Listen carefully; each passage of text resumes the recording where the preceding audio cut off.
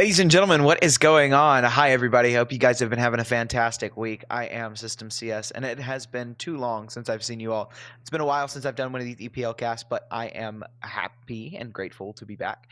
Thank you guys so much for joining me. I know more and more of you will sprinkle in as time goes along, but as I said before, I hope you guys have had a great week, that your weekend was great. We've got another weekend coming up, so hopefully for those of us that have the weekend off, that'll mean a little relaxation, a little enjoyment for you guys.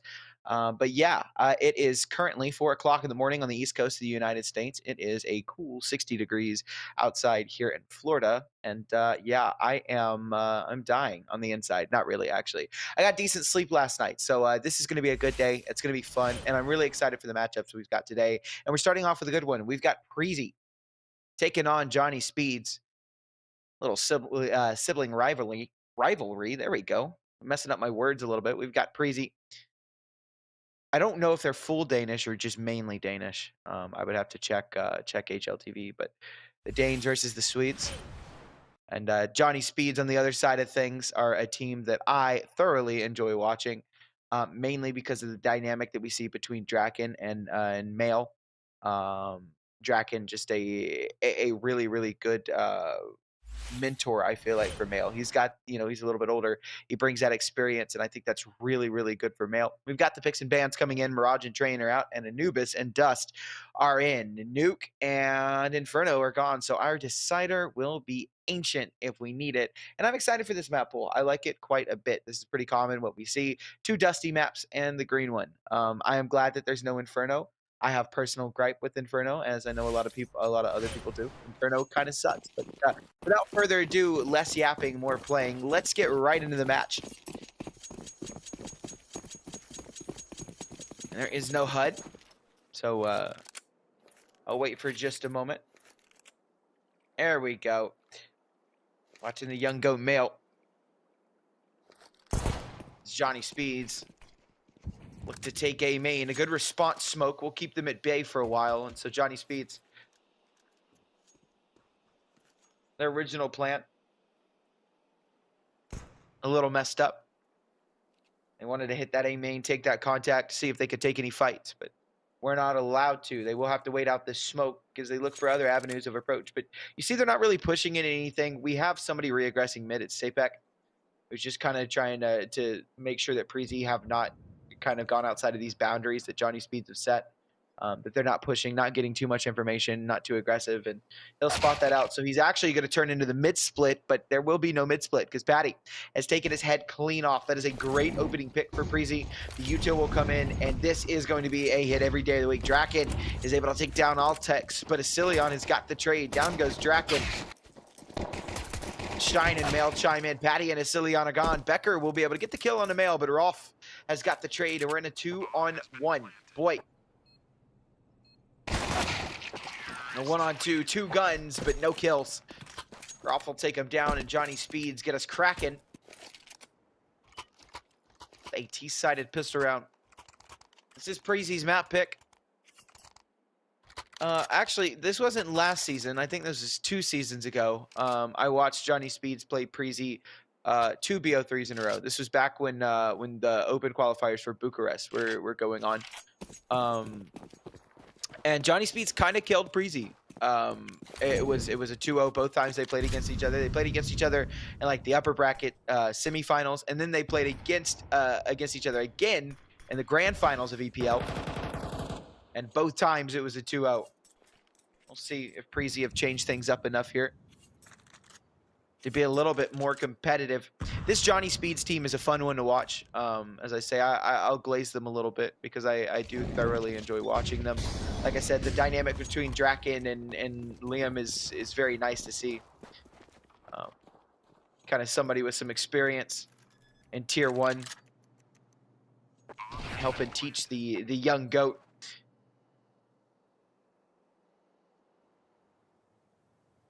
The old ways. Male is a legend, though. He can be really good at the game. And I think if he continues just to, like, Johnny Speeds is kind of turned into, like, somewhat of a development team for him, I feel like. And if they just continue to develop him, he is going to be a monster one day. I mean, he's already pretty much a monster. He's 14 years old, fragging against people that have, what, 10, 12 years on him, making people look silly. He's got great mechanics, great in-game sense.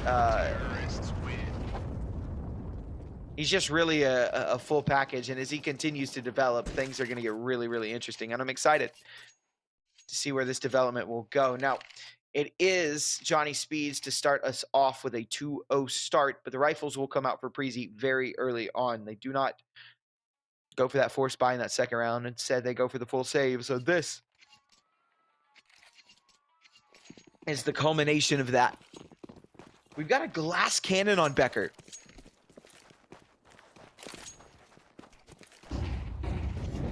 How am I? I'm good, Velvet. How are you, brother? Thanks for asking. Love to see Maxter in and shine out.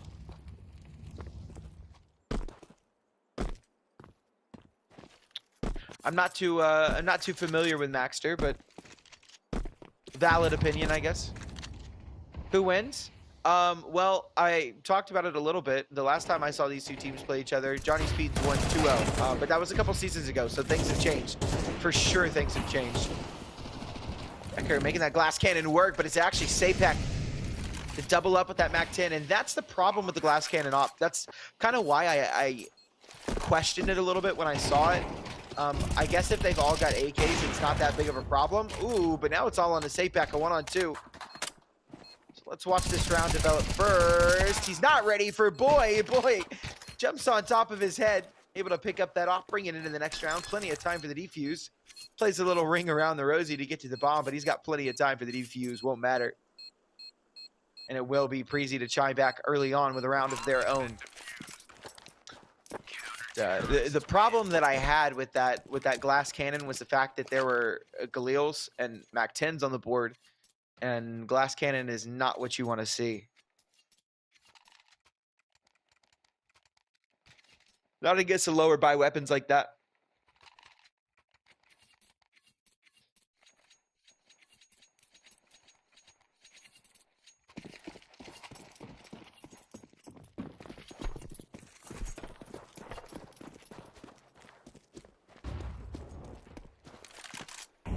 CT-sided map? No, sir. No, this is a T-sided map. And it's 7-5, 8-4, I would say.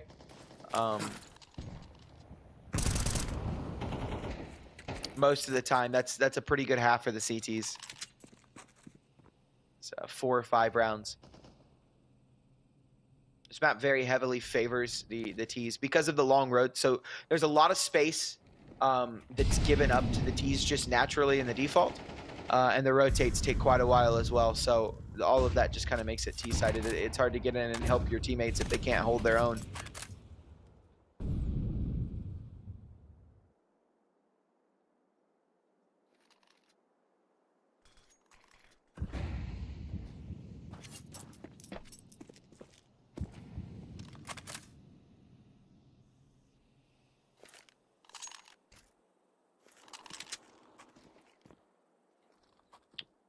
Draken brought down super low.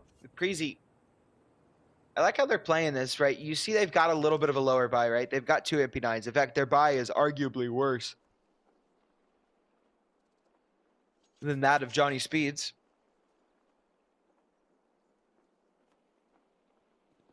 And yet, I like how they're playing with it, right? And they've got these MP9s up close and personal. They've got the other MP9 on B, ready to walk into main. Altex gonna try and make things work, but Becker and Altex big on the hold so far. A nice kill from Draken. Mail will find Altex as well. Patty's just gonna try and back up. He's got the kill on the shine. They're gonna let them have the bomb plan. Maybe not. Yeah, the bomb will go down. It's all on to Draken, but boy, he's got the kill.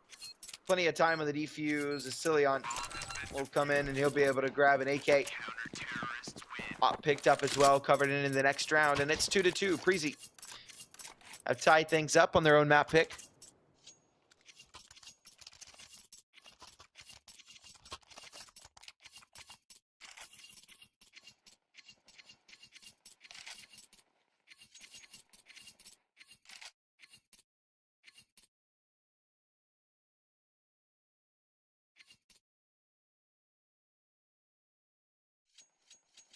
Little timeout called by Johnny Speeds. This is an interesting one. They are in a save. Some of them can afford to like half buy down, right? They've got $2,400, so some of them can afford to buy some upgraded pistols. So I won't be surprised if we see a Tech 9 or a Deagle or two. Oh shoot, we've got a hero rifle on the board. That makes things interesting. I've given it to Mail. I said, Mail, buy armor. We buy you AK. See if you can win the round on his own. I love this trust. I love putting the trust in the kid like this. I'll see if he can make it work. It's 3 Deagles and a Tech 9 behind this, so it can get rotated over if it needs to be, but Mail is the one with the armor. He's going to have to do the heavy lifting.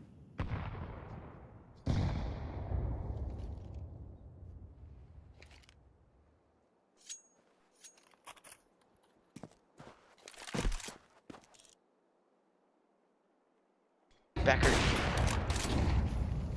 will have no problem taking down Mr. Mail. So he's just swung into. There's a good rotate that comes over now. There are 3 players here on the A site. Nice kill from Rolf. Becker will take down Shine.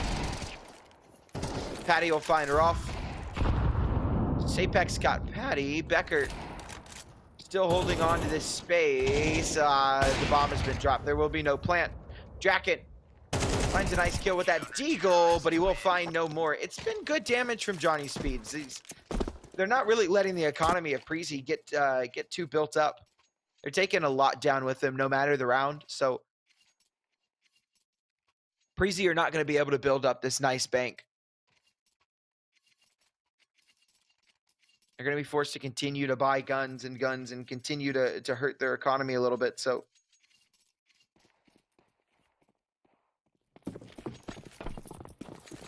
honestly, Johnny Speed's doing a really good job of doing damage even when they're losing the rounds.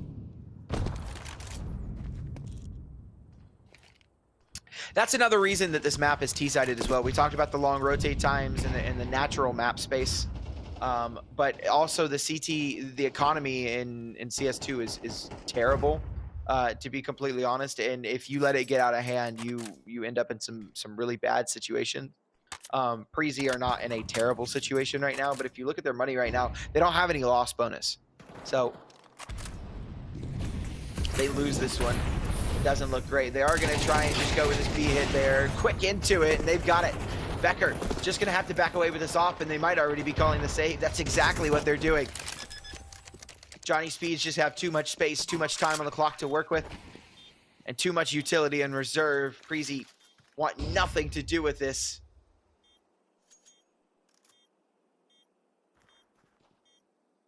And the Speedsters claim this round in a flash. No time at all.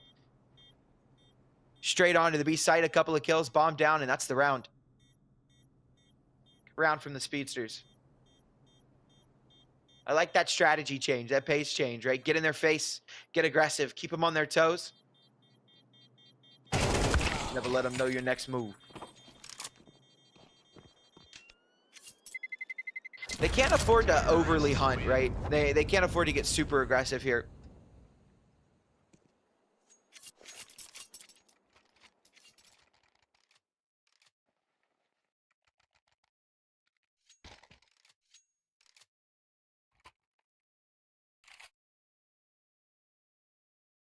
Oh. Preasy allowed to hold on to those guns.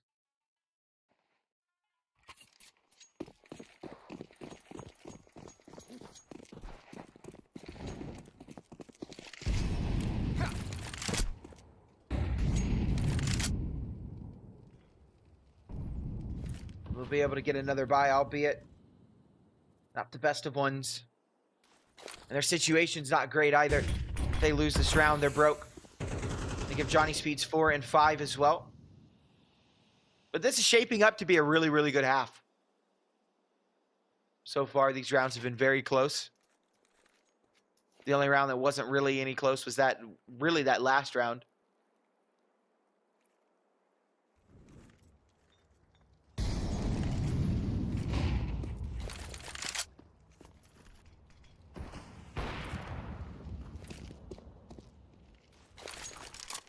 Becker gets us that opening. That bomb has been dropped towards stairs. Johnny Speeds have found their way into mid. They want to accelerate. That's a nice kill from Rolf on a Patty. There are 2 players still here, though. We've got Boy and Altex. On side of the A side, another nade to pop open the smoke, and in they come. They know that another is heaven. Lots of damage on a Boy, and he's going to be very, very hard-pressed to get out of this one alive. He will go down. Attention, switch back to A main. Altex will take down Rolf, and the bomb needs to start moving right now, but there is a flank, a very big one. The bomb could be dropped, but no, Sapek deals with it. Altex will drop the bomb himself, though, in a 1-on-2, and has given himself a very, very good chance at this, but with that nade, things get a little awkward. He's been forced back by that Molotov as well. Smoke's dropped. He actually does really good damage. Mail not wanting to pull the trigger quite yet. He will back away. Altex is quick behind him. A tap, but not a plan. Altex just running away, and that's the round. Preasy wins the round because Mail just doesn't plant the bomb. Altex calls his bluff, runs away. And that's 4 for Preasy.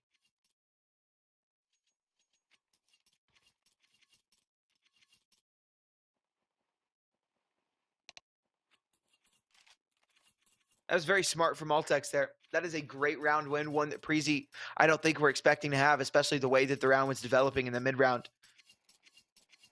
But a gift from God.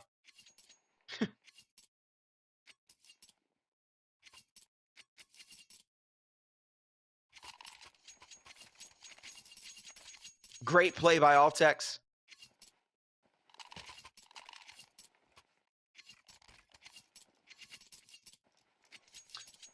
Definitely the front runner for Preasy. He is tied in kills with Becker, but 125 ADR. He is shooting and shooting hard. A little over halfway done with this first half of Counter-Strike. And Preasy have got the lead on the CT side of a notoriously T-sided map.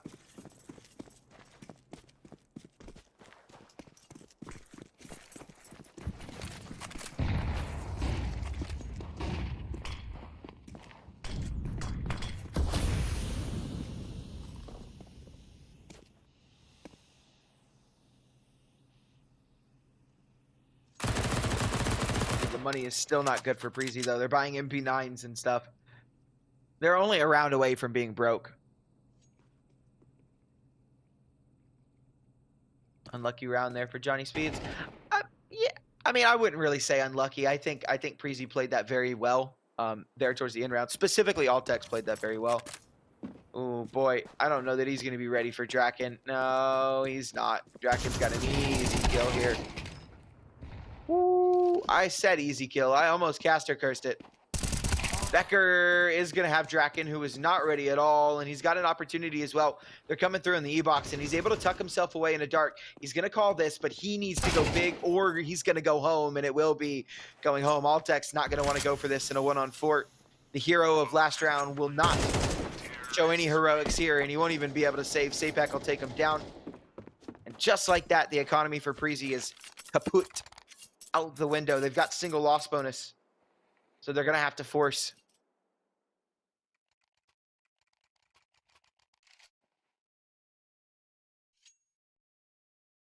And then save into the next as well. So it is 4-4. We're all tied up. Johnny Speed should be able to find 6 very easily, but we'll see. An MP9, a Nova on Becker.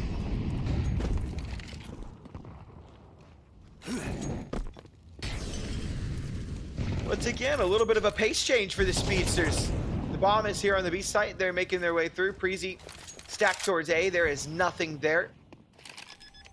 Besides Sapek, just there for information. Hold the line. Make sure they can't come behind them too quick. But this is going to be a full save from Preasy. They can't buy in the next round. Remember, if they lose all these guns, it'll just be USPs. This will give them a chance to put this buy to better use in the next round. Obviously, this round, it didn't work out in their favor. Johnny Speeds called the right bomb site. They went in, and nobody was home. So we'll see.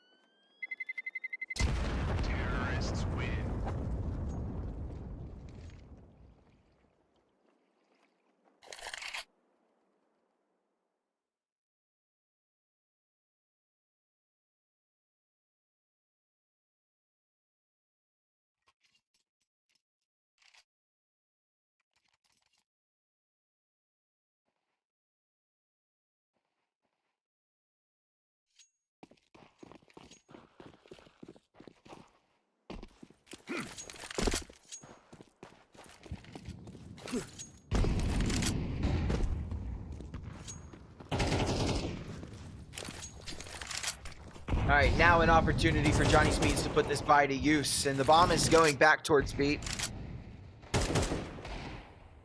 It doesn't have to commit. I don't like that Shine is committing with the bomb, because now the bomb is in a really weird spot.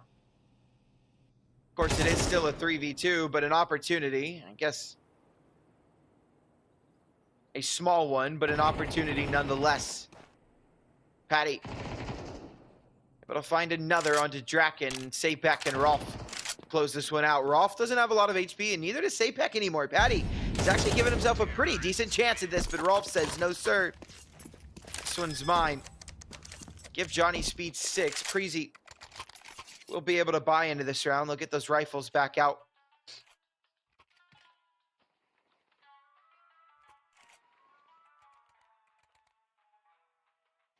It was a great start for them.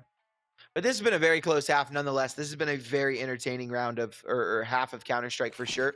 It's been really back and forth. The rounds have been pretty close. Johnny Speeds have had a couple of rounds here and there that have been pretty quick.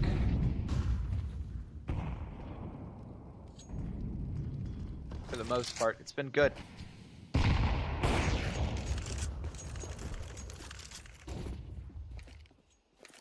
That, however, is not a good way to start this second to last round of the half.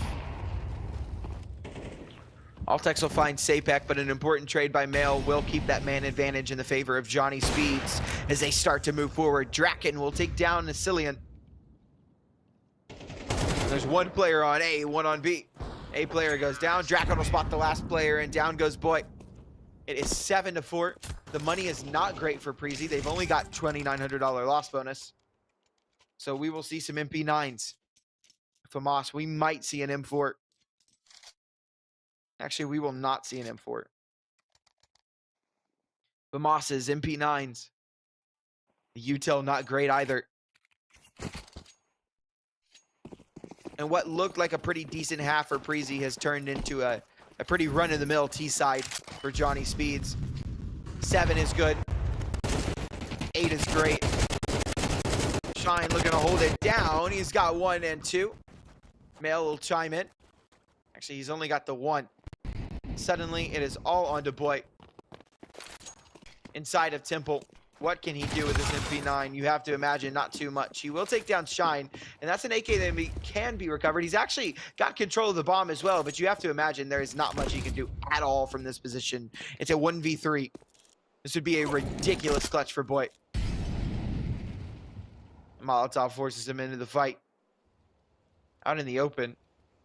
They threw that Molotov and didn't swing off of it, which kind of feels awkward.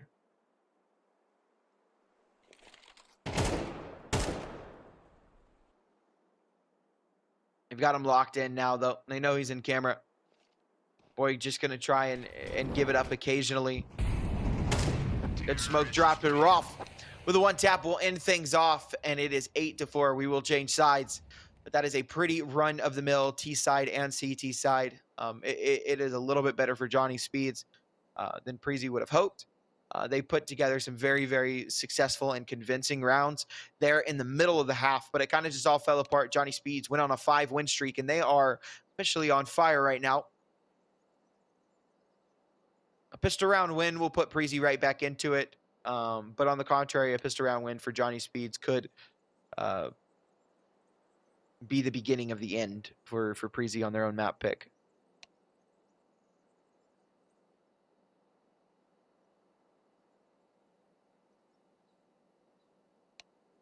Draken is a really cool player. He's been on some good rosters. He's had some crazy clips. I love the meme that Draken can't hit the easy shots, but God, you put somebody on the other side of the map, he will flick and he will hit. Draken played on Godsent for quite a while. Who did he play on before that? Let's check it. I'm not familiar with the Swedish Counter-Strike scene like that. Because I remember him being on Godsent. He was on Into the Breach for a little while. Yep, Gamer Legion. NIP. Yeah, okay, that's what I remember. He was on Fnatic as well. Not for long, but he was on Fnatic for a little bit. The big one was Ninjas in Pajamas, though. And he won... What is that? I Am Oakland 2017. Who's on this team? Oh, Rez. Forest, get right. Oh, it's that team. Oh, that's cool. Doing a little bit of research mid-game. Love it. All right. Pistol round worth its weight in gold, as they all are in CS2. Pistol round is a free 3 or 4 rounds. It's a nice opening from Patty on a Rolf. But the bomb is actually not going to go down no matter what. It doesn't really matter. Preasy have made it work, but the bomb is actually going A. It's not going to matter. It's not coming your way, Johnny Speeds. This will be a Preasy pistol round every day of the week unless Draken and Sapek can pull off an incredible 2v4.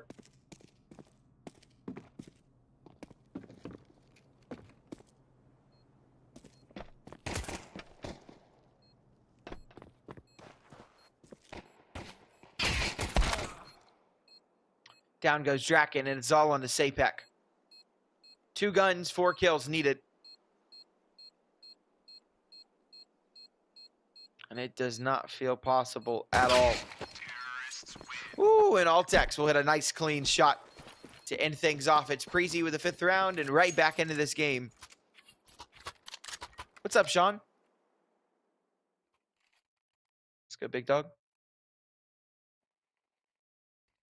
Good to see you, homie.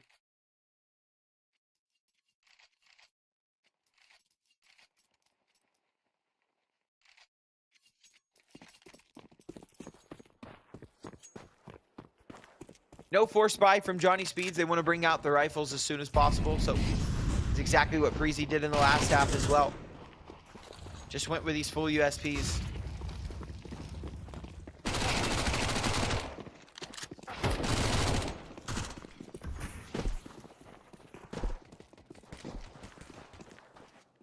Very quick onto the A site. They've got the space. Nothing for Johnny Speeds so far in this round. A kill or 2 wouldn't be too bad.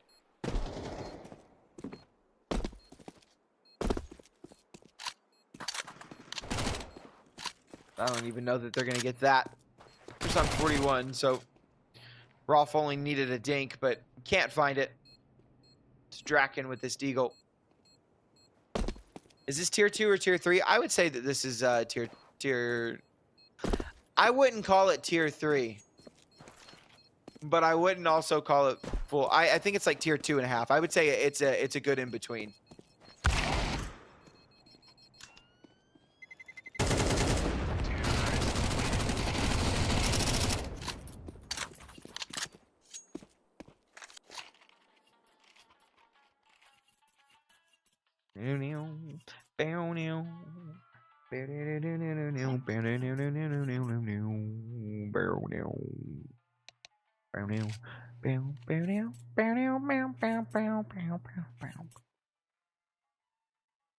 We got some Johnny Speeds fans in the chat. Johnny Speeds drops in here from time to time when the Speedsters are playing. They're fun to chat with too.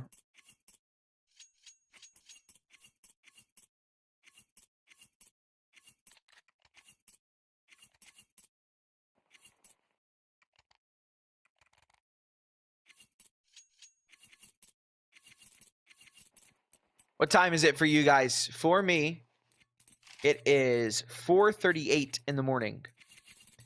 It is a very, very early day for me, and it's going to be a long day as well. I've got a lot of stuff. How old is Male? I believe he's 14. He may be 15 now, but let's check. Male 09. Where you at, little bro? He's 15.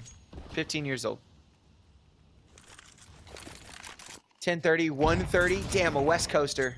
Hell yeah.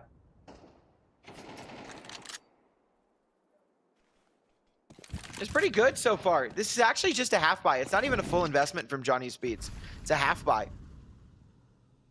They wanted to bring the rifles out in the next round, the bigger guns. And so they bought pretty low. They bought a FAMAS, some MP9s.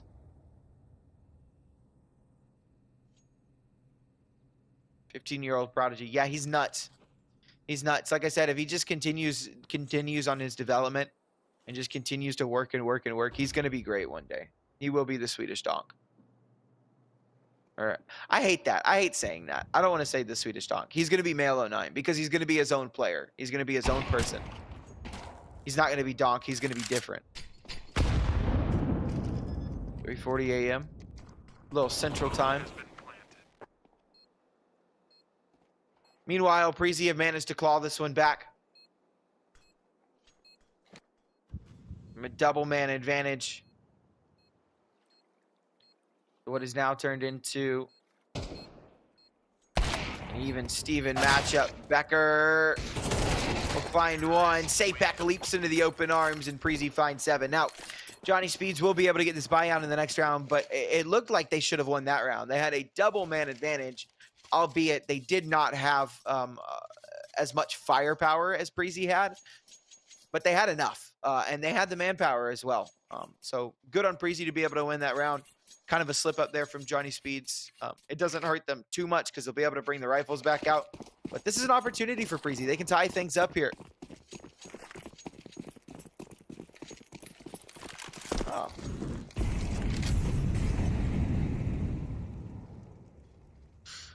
You didn't just bet bread on a team with a little kid. You bet bread on a team with the little kid, bro. Liam is him. Believe it or not, he is him. Damn, Rolf not turning around is nuts, actually. I think this is just going to have to be a save. You can't really afford to go for this unless you can find something through the smoke. You need to back away. Nice shot from Draken. Will put us in a 3-on-3, and I think they're going to continue to be interested because of it. But Sapek has just been brought so low.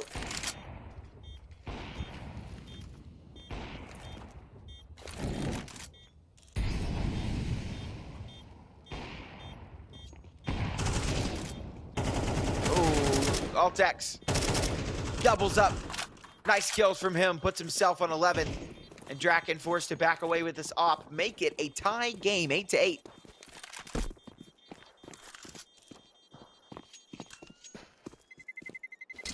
Terrorists win.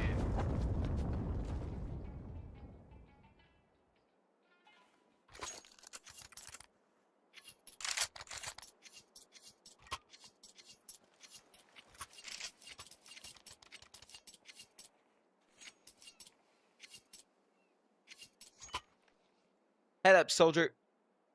Today's going to be a good day. Why didn't they save? Because Draken got a double kill. And they wanted to see if they could go for it. Draken got the double kill. That evened things out. If Draken had not found anything, then they definitely would have saved. But because he found a little bit of impact. Oh, hell yeah. Preasy's looking clean right now. This is different from the Preasy that I've seen, that I saw 2 seasons ago. A different team. They've got a couple of new players, actually. Becker and Boy, I believe, are new for me. Patty, Altex, I remember him. Although I don't know that Altex was on Preasy the last time I watched them. Is this CT or T map? It is a T-sided map.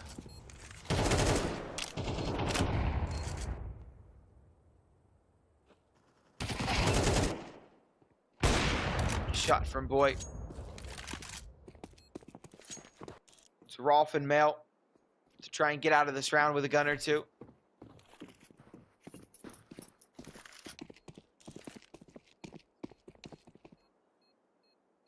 Is Blast not streaming the MRQ games for their own major? They are. Maybe they're not streaming them right now, but they were.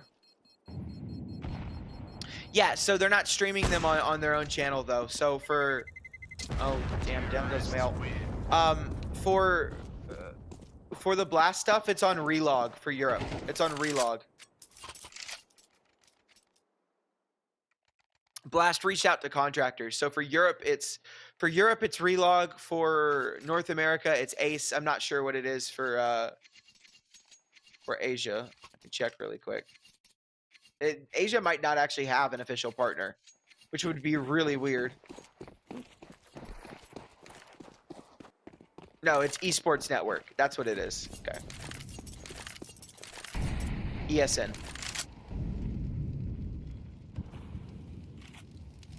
I appreciate you, Sean. That's why we have 2 monitors, though. You gotta get that. You gotta get that dual monitor set up. You gotta watch both. Listen to me. Watch the MRQ. Nice double from Sapek. puts a stop to things for Preasy for now. They have a double man advantage. And a nice shot from Draken will give him triple. It's on the boy and Becker. 2v5, but you have to imagine this is too tall a task.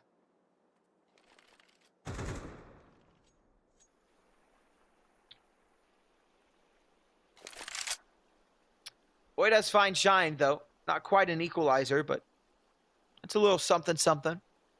Keeps you curious.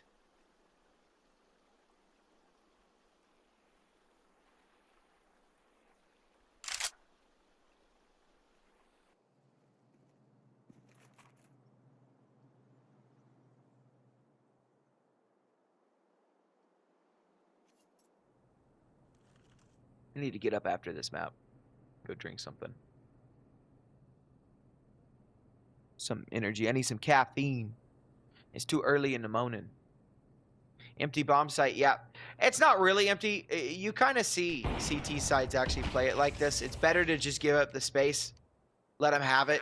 They can have the bomb plan all they want. Their economy is pretty good right now anyways. Nice from Boy. And he's put himself in a 1-on-3. Was a 1-on-4. Another re-smoke, which means Draken is going to have a hard time coming through it. Boy, will he be able to find both? Mail runs out of ammo. Boy is going to run it down. Going to try and isolate these fights. He's got the kill on the Draken. And it's all on a Mail, who's going to accelerate forward. That Molotov burns at his feet, but Mail has got the kill. And he's barely got enough time. Actually, Boy 1G'd himself. Boy 1G'd himself. Mail did not even get that kill. Plenty of time on the defuse, and Johnny Speeds will tie things up at 9-9.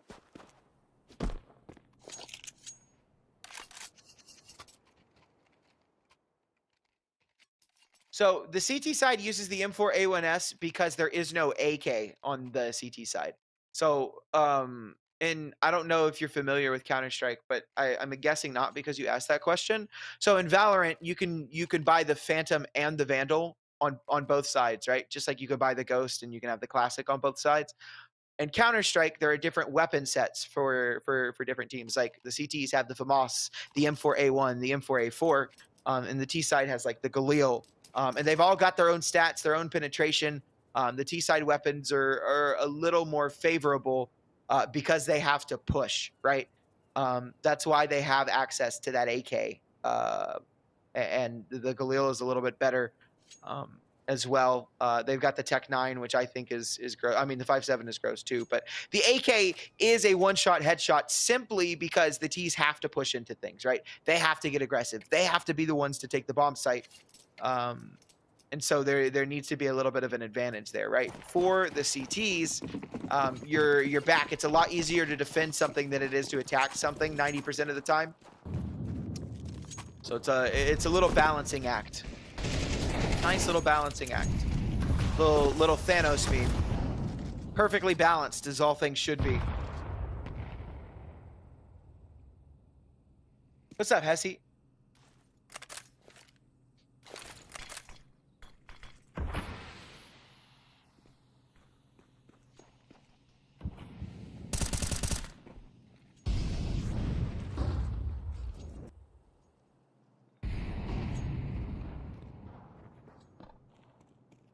Perfectly balanced as you combine it with a map like Ancient or Anubis. Yeah. Yep. It's just to balance the sides. To be honest with you, the AK is stronger, but you can't give it. I mean, if the AKs could buy the CT could buy the AKs, how different would that make the game? I mean, very different, right? Yeah, exactly, Kiosker. Exactly why. A lot of times you will see CTs favor the AK instead of the op because you could buy the op on the CT side. So if your money is good on the CT side, you pick up the AK, you pass over the op. Now this is an interesting round. There are 3 players for Johnny Speeds that are extremely low. Sure, they've got a double man advantage, but it's not great. Draken is low, Rolf is low, Sapek is low. Our 3 players here on the B site ready to defend. Boy, able to find Rolf. Sapek not moving quite yet. He's got coverage. He's got a little bit of help from Mail. Will not be cleared, and there's not going to be enough time for this plant. There's not going to be enough time at all. Yeah, that is the round done and over with. Johnny Speeds have found 10 double digits for them. And Preasy are going to have to dig into this bank again. And it is not looking good for them. They will have to dig deep into their bank. This will be the last buy that they can get. This is going to get awkward really quickly, actually, if they can't win this round. So if they lose this round, they'll be on a save on the next, and Johnny Speeds will almost certainly be able to find 12.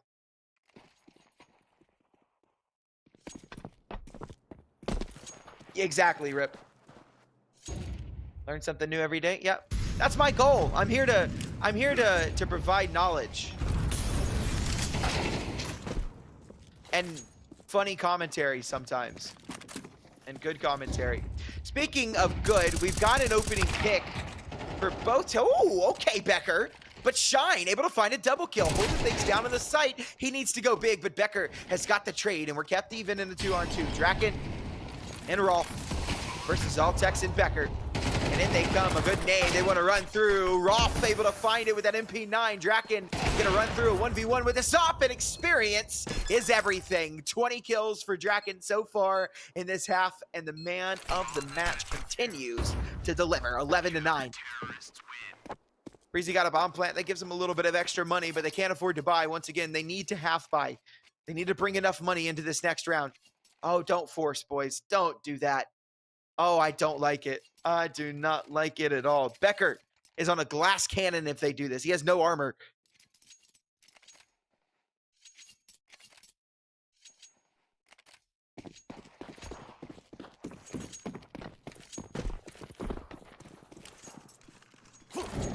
Draken already played Tier 1. Draken won a Tier 1 event. Draken had his Tier 1 days. I think he could go back, maybe. I think for this Johnny Speeds team, if you want to look at developmental talent, Male is the kid to look at, obviously, right? He's young. He's really good at the game.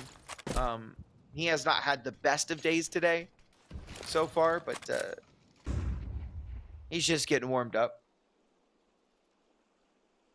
Metasport? Oh, that would be interesting, wouldn't it? Can we get Draken and... Because I don't want to break up the Draken Male.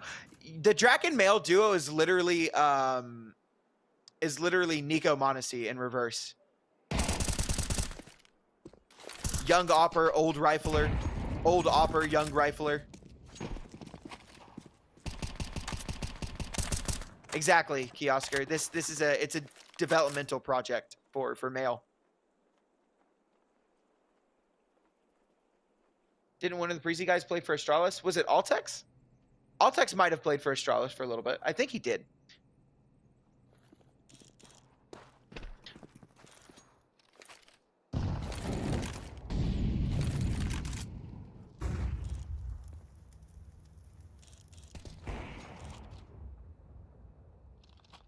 Yes, he did.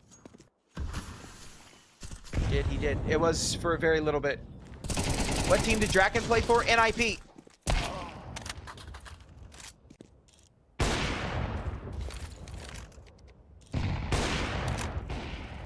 Nice nade from Draken. Johnny Speeds will find 12, and Preasy, no bomb plant. And that force buy does not work out in their favor. As you see, they are BROKE. Broke. Who has bets in? Probably almost everyone in the stream.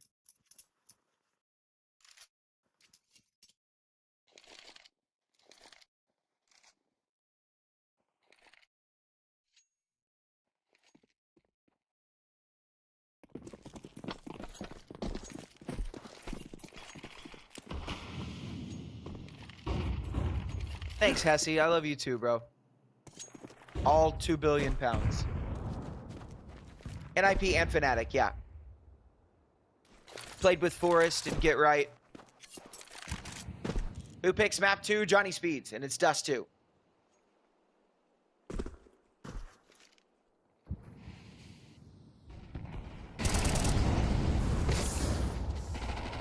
Ooh, good early damage from Shine. Continues to go big, and yeah, it is all onto Becker. He's just got the deagle in his hand, and that will end things on map number 1 over Lickety Split. Preasy put up a good fight on their own map pick, but at the end of the day, they fall to the Speedsters. We've got Dust 2 coming up next. It is Johnny Speed's map pick, and we will see you guys in just a moment. Don't go anywhere. You're not going to want to miss it.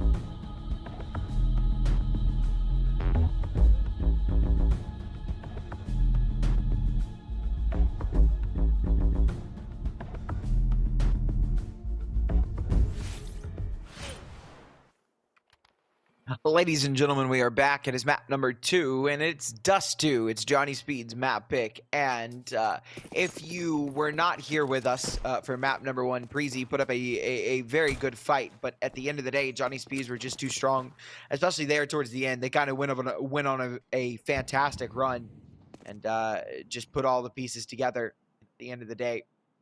Ended up taking it 9-13. Preasy's own map pick. Dust 2, you expect them to be even stronger. It is their own map pick, but sometimes the way in the wonderful, wacky world of Counter-Strike, opponents like to trade map picks.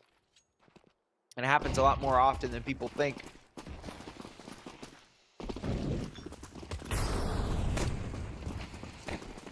Johnny Speeds quick out into the B site now with this split. The smoke just makes things interesting. Shine gonna push their way in, and the CTs and Ts have completely exchanged positions. Altex backed out of the site. He was on the site. He backed out. And this is an interesting spot here for Mail. An opportunity to go big. And now Preasy's going to start to work their way through Cave. The kills come through, and once again, Johnny Speed's just backing away. There's a great flank. Mail able to find one, and he's got two as well. Boy and Becker fault, and it is Johnny Speed's to start us off with a pistol round win here on their own map pick.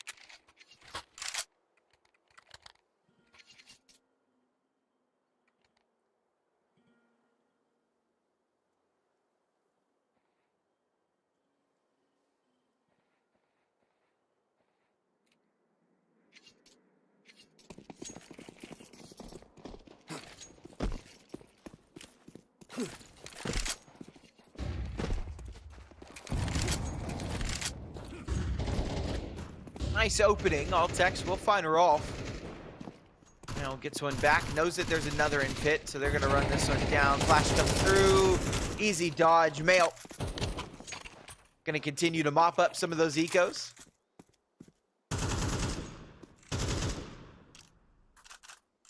Preasy in a 3-on-4.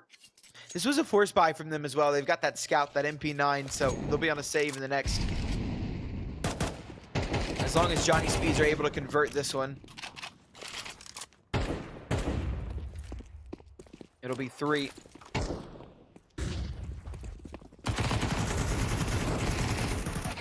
Patty. Oh, well, hold on. Becker has found a way. He's got a lot of damage as well. Now the Deagle goes down, and it is all on to Becker. He's got another no-scope. He's gone crazy, but Shine will tap him in the head and end his shenanigans. But Becker gave it a really good go there with that scout on the site. Able to find a 3K. That last one was a no-scope as well, and there was a real good shot at that.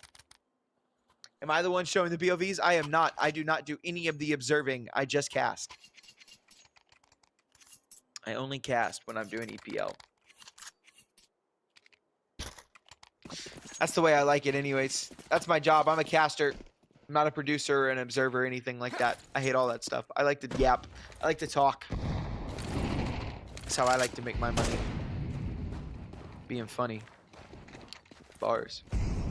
Good opening from Draken, and this just should not be a round that Preasy win any day, ever.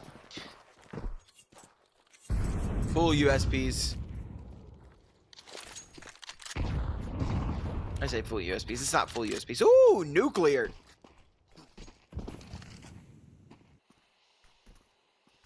Nuclear. Legalize nuclear bombs. What was that little brain rot thing? Yeah. Draken has got 2. Rolf will find one onto Boy, and that nade will not actually finish off Altex like I thought it was.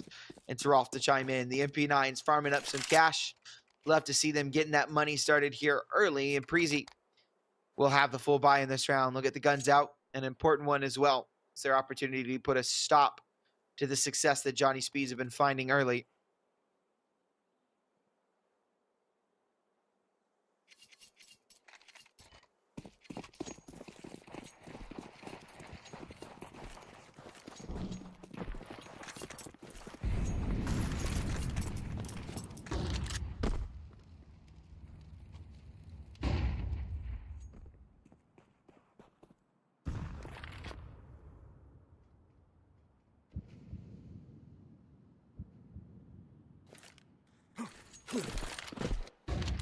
You need to slow it down. Nice opening on the B site.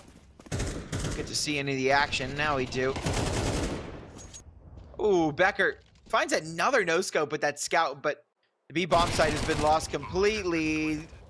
That's actually, it wasn't a scout. It was the op no-scope. Draken will love a free upgrade.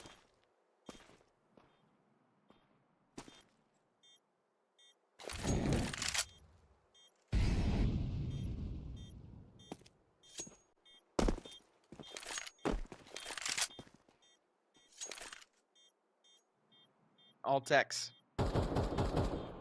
The sole survivor. What was the score on map 1? If you look in the top left corner, it tells you, but it was 9-13. Johnny Speeds won. Just look above the mini map right there. It'll tell you everything you need to know. What map we're on. What the map pool is.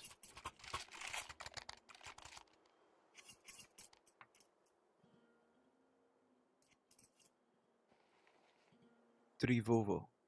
Drive it easy.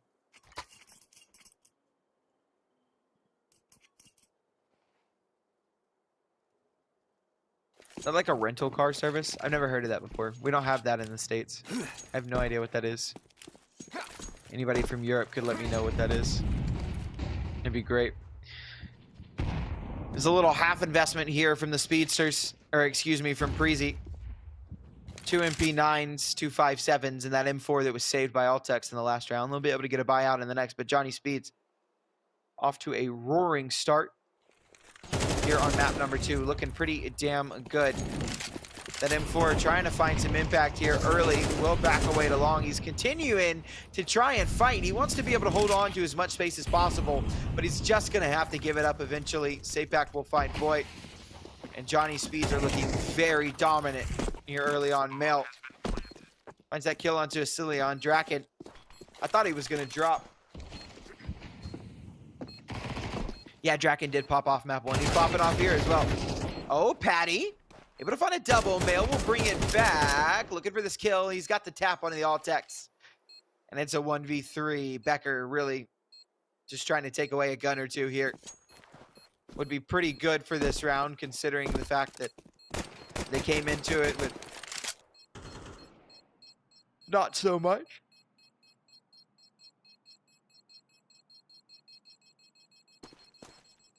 "15-year-old prodigy Mail." Yeah, he's a great player to watch.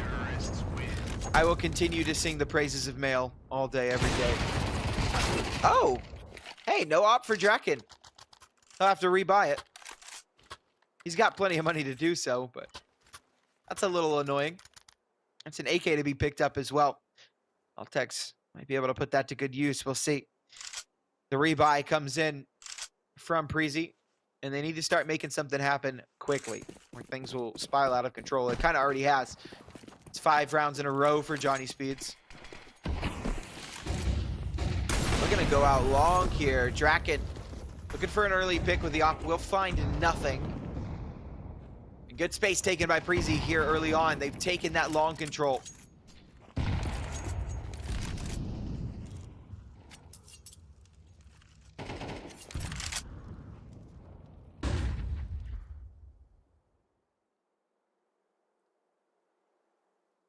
And now that they've got Asilion inside a long, they've got control of that part of the map. They can afford to focus on other parts of the map like mid and B, so that you see they're able to put 2 players in B now. They're able to kind of focus on mid. Only 1 player here to hold down Cat. It's Becker, he's got the op, so that's pretty good. Nice double from Asilion. 1 more inside of the long doors. Great for that long hold. And they go. Draken will burn out Asilion. He's going to try and run forward. Get some impact of his own. There's another player in the pit. Mail tagged by that op. Not looking too good. There's a player coming from lower. If they're able to find this, this gets interesting. Sapak has just missed the timing, though. Boy, will go down. And that's an avenue onto the B bomb site that can be opened up for sure. Draken is looking for this player in pit, and he's got it. Down goes Patty, but Becker looking for everything. Is there enough time to go B here? I believe there is just enough, but Sapek is going to have to hold on to the space. No, there's not. Draken, you got to go now, brother. You got to go now. There's one more on the A site, and Becker can end this with a single kill. Actually, he can't even. I don't think they can win it. Yeah, it's not Becker. It's Altex. They can't even win it anymore. Altex will grab that up. Sapek will save his own, but just too little time on the clock for what Johnny Speeds wanted to do.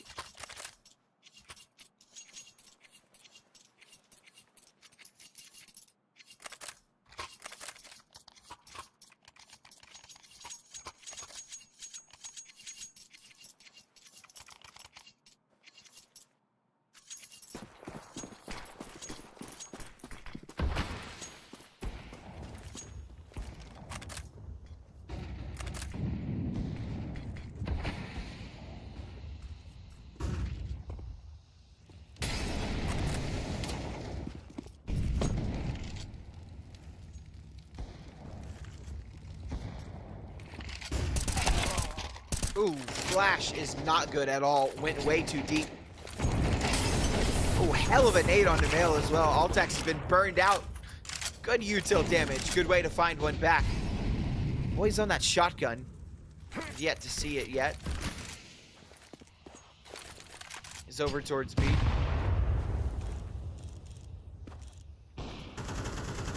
Ooh, nice shot from Draken. Spots out the barrel of that suppressor. Things get a little awkward.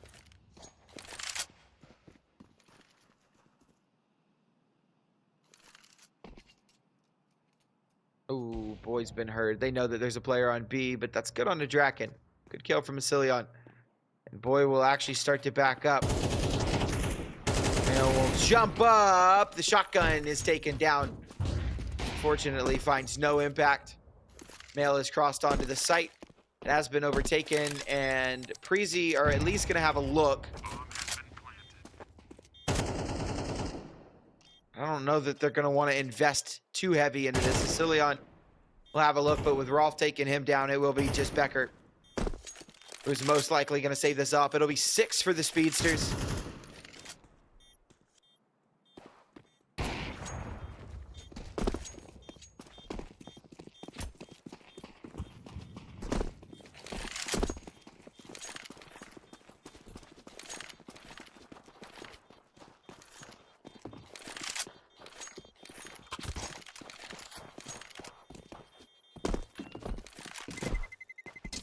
Terrorists win.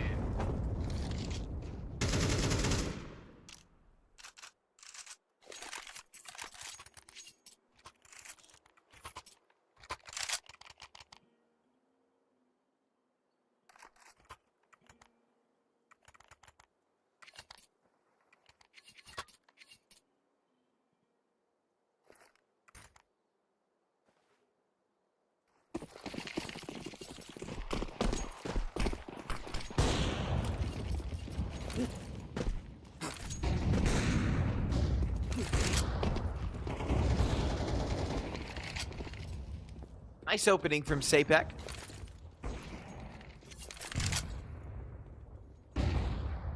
Long compromise now. Preasy gonna keep Becker with that op here. Tucked in the cart. Johnny Speeds are looking for space elsewhere. And this gets awkward if your boy.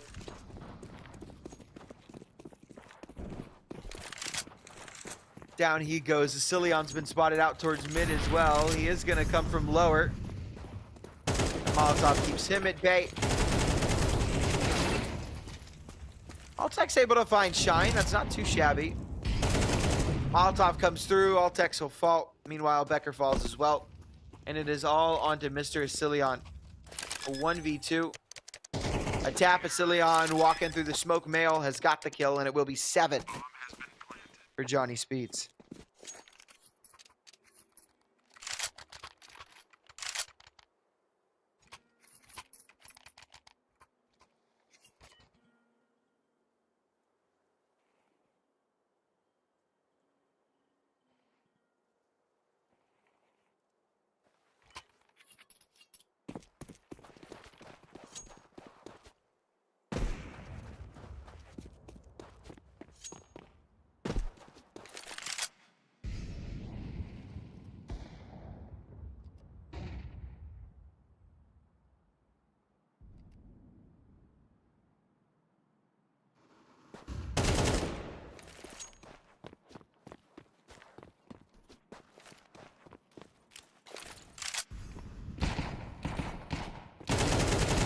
Little half buy. It's gone very well for Preasy.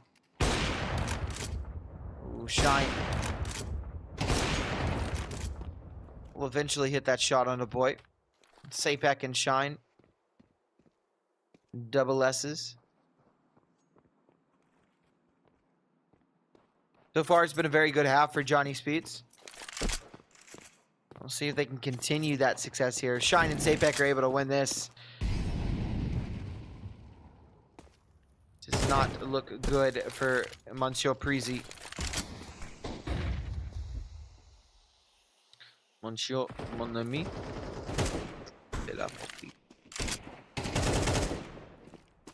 Oh yeah, man, they are farming right now. A tap on the bomb, and down he goes. Shine will chime in as well. And it's 8-1. Johnny Speeds completely outclassing Preasy on this map.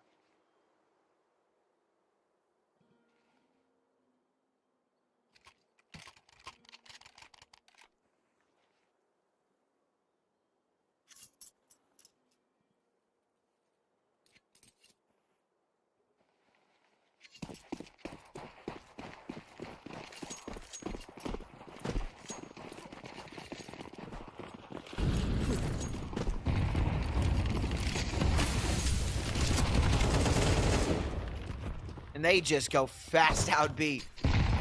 Boy has gone 1 for 1, which isn't completely awful, but the site has been unlocked. And this gets awkward. Preasy definitely have to retake this. They need to start putting rounds on the board. They have to find something, some form of success.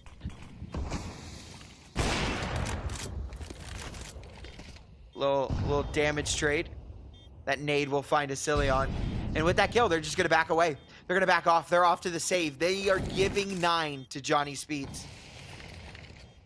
That change of pace. That just fast out onto the B site.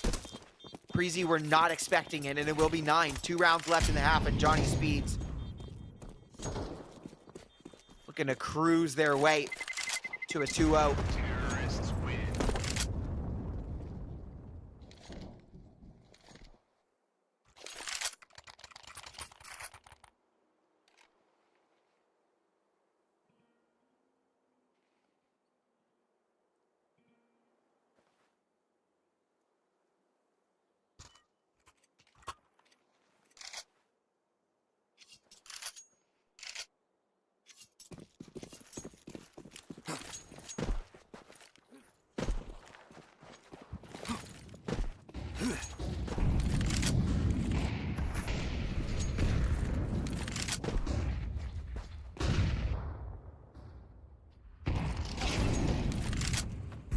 Nice shot from Becker onto Rolf. That is an opening pick.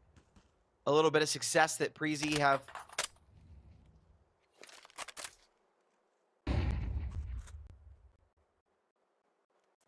not been very good at finding.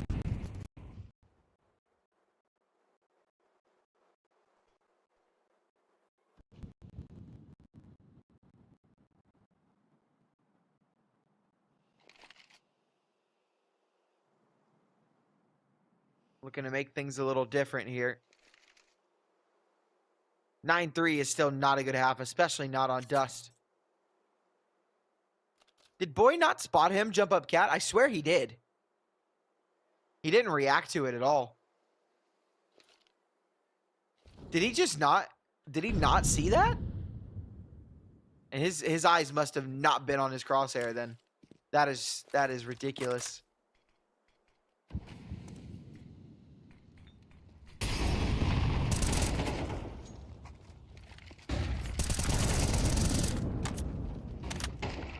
Nice double up from Maltex. Patty will find Sapek. And Draken in a 1-on-5 will not be able to do anything at all. Preasy will at least find a second round.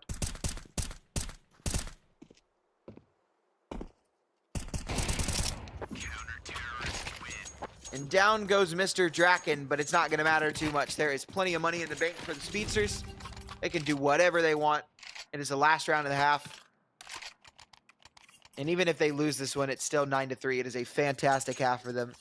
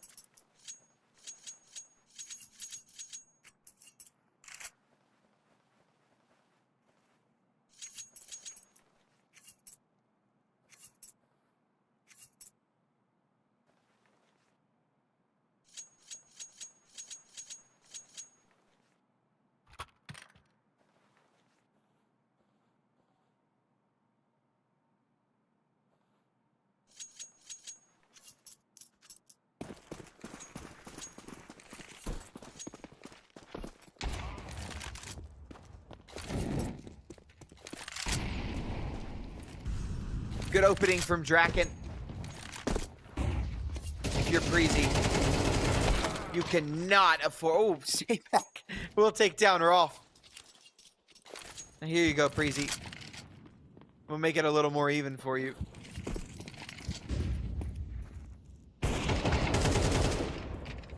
Nice from Asilion, but immediately traded out. It's a 2v3. It's Boy and Altex.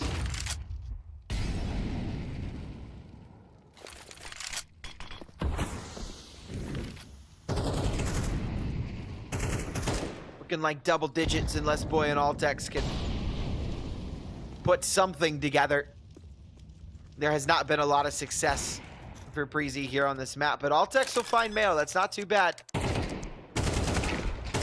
Oh, hold on. Boy finds the kill jumping. It's all on to Draken now. Smoke dropped, and Draken starts to make his way onto the site. 45 seconds left in the clock.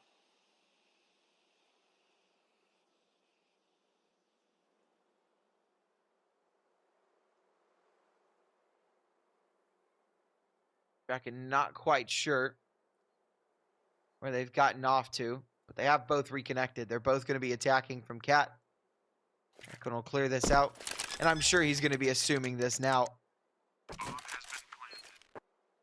On this op.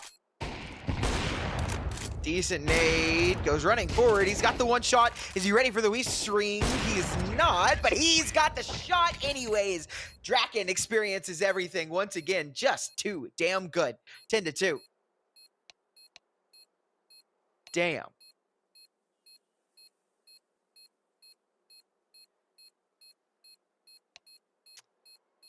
Damn.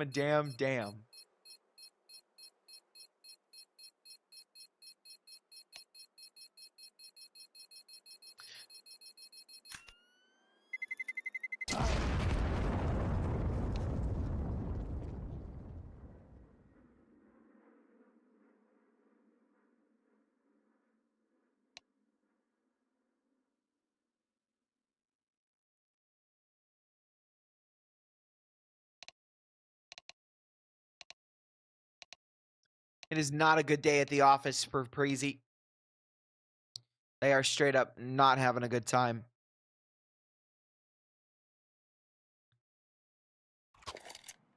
Map 1 was a little bit... map 1 was at least a close affair, right? It was at least all right. But map 2... If Preasy can't win this pistol round, it's lights out. It's game over. How much they paying me to act like this isn't fixed? I wish, brother.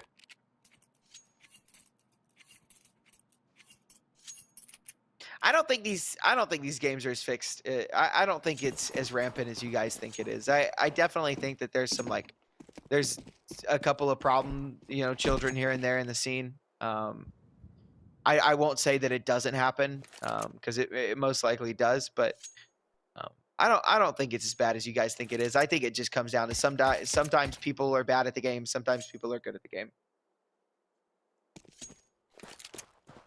Lack of effort, yeah. I feel like that goes into it. I mean, there's a lot that goes into it, right? There are performance issues. There could be PC issues, internet issues, lack of performance, not really caring about the game. Like, there's a lot that could be going on. Mail not pulling the trigger quite yet. It's got this flank coming through. It's a 3v3.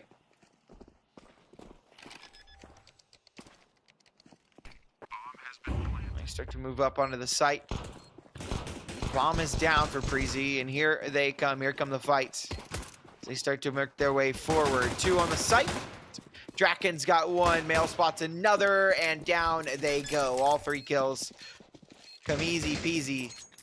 Lemon squeezy. Johnny Spees will find 11.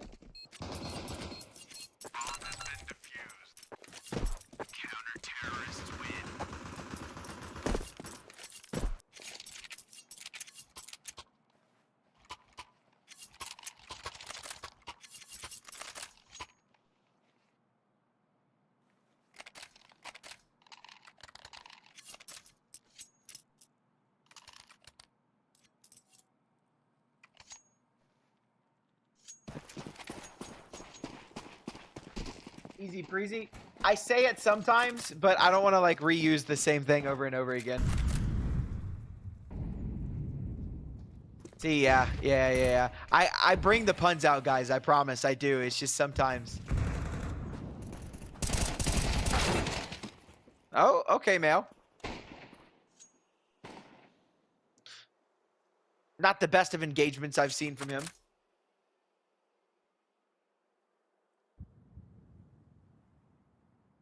Yeah, Johnny Speeds is very heavy favorites, I believe, in this. Like, it's not like crazy to expect, you know, Preasy to like win a map or something like that. I don't think, but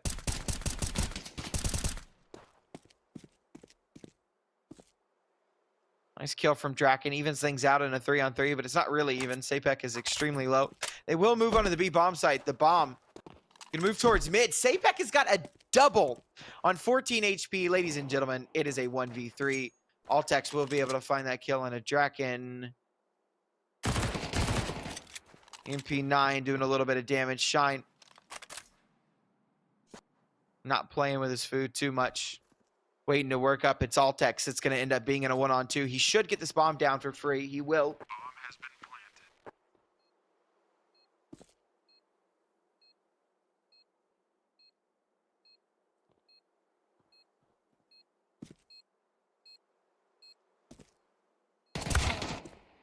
planted. Okay. Oh, but Shine will end things. Nice try. It will be 12 for the Speedsters. Preasy. Fallen just shy in every aspect here on this map. They'll at least be able to get another buyout, but no matter how many rounds they win at this point, first of all, they need 10 in a row to even get us to overtime. Second of all, it feels like anything that they win past this point is just a formality. Just a little parting gift to make it look like it maybe wasn't quite the stomp that it actually was. But Johnny Speeds have completely outclassed Preasy on this map. There is no other way to put it. There is no other words, no storyline, no articulation that can bring this game more to life than than just saying it's an absolute stomp out.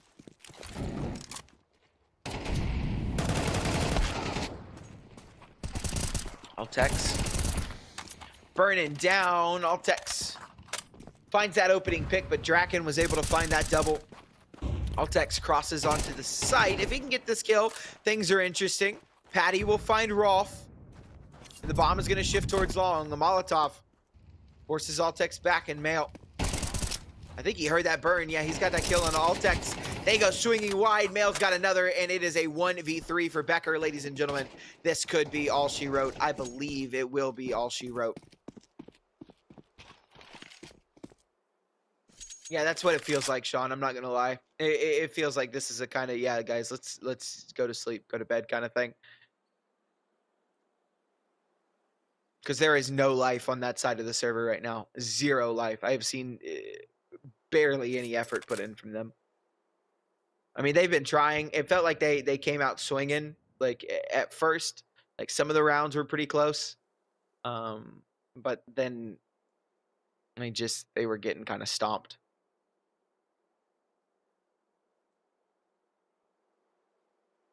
It's not over yet, but it is most likely going that way. Becker in a 1-on-3 will find his way out mid. 25 seconds left on the clock, so he will have to make a move soon. And Mail will spot him out, going for the tap, and he's got the final nail in the coffin, the final bullet to end this best of 3. It's Johnny Speeds to take it 2-0, 13-9 on Anubis, and 13-2 on Dust 2. Ladies and gentlemen, up next we have kONO versus Dynamo Eklot, and yeah, that's going to be a banger as well. I believe that is coming. I'm not sure. I would say maybe within the next 20 to 30 minutes. I don't know how long it's going to be, but we are going to cut you to a break while we wait. Go use the bathroom, go eat, work out, do whatever you got to do. But make sure you're back here. You're not going to want to miss that series. I will see you all in just a bit.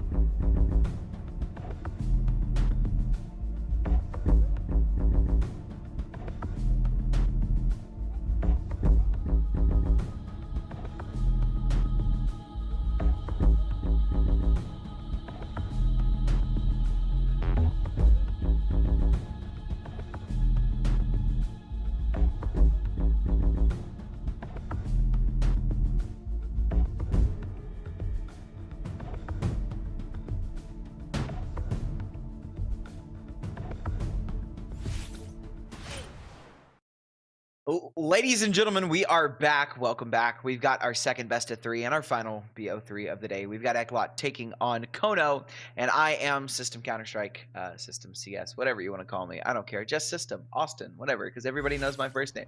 But yeah, I am here. I'm presenting this to you, and I'm very happy to be presenting this to you guys. I hope you guys have had a fantastic week. Had a fantastic weekend, even though it's been a couple days since the weekend was there, but yeah. Bam, bam, bam. Eklot versus kONO. Don't know too much about either of these teams. I'm not like super familiar with either of them. I've watched them a couple of times. Both teams have played the Copenhagen Wolves quite a bit, but I've only cast maybe 1 or 2 of those games. And I'm not big. I don't really watch like a ton of like tier 2 Counter-Strike and stuff like that in my off time. But yeah, I think this will still be an exciting one from what I know. We've got Mirage, we've got Train, and we've got Ancient as the decider if we need it. So an exciting map pool. Honestly, we get some Train in here, which I absolutely love. We do start off with Mirage, a map that I also do love. It's near and dear to my heart. It's one of the first maps that I learned to play in this game. But it is one that we see quite a bit. Of course, I guess that's kind of just how the map pool works. You kind of see all the maps quite a bit. The only one that you don't really see too much of right now is I feel like Nuke. I feel like Nuke doesn't get picked as much as the other maps. I would like to see some of the old maps come back too. Give me overpass. Oh God, deepest. What's up, brother? Miss Molotov from the Alive. But he won't miss that. A nice opening on a Captain Kirka. BQ. Titor and Forzy will chime in with kills of their own as well. And Owner and Zoggin kind of locked out of this. What do you do? Not much. Just save that smoking kid, I think. Nice shots from Owner and Zoggin. Still a 2v3. I mean, there's plenty of time to work with, so they're actually going to start to accelerate forward. Going to have a go at this. This would be a ridiculous round to win. Smoke dropped. There's a kid. Zoggin able to take down MBQ. A full stick. The knife comes out. He's just missing. Oh my God, he just barely gets it in time. There's no time for kONO left to win this round, but it is a nice try. Both of these players going to die to the bomb. And it will be Eklot to take the pistol round, but not by much. Not by much at all.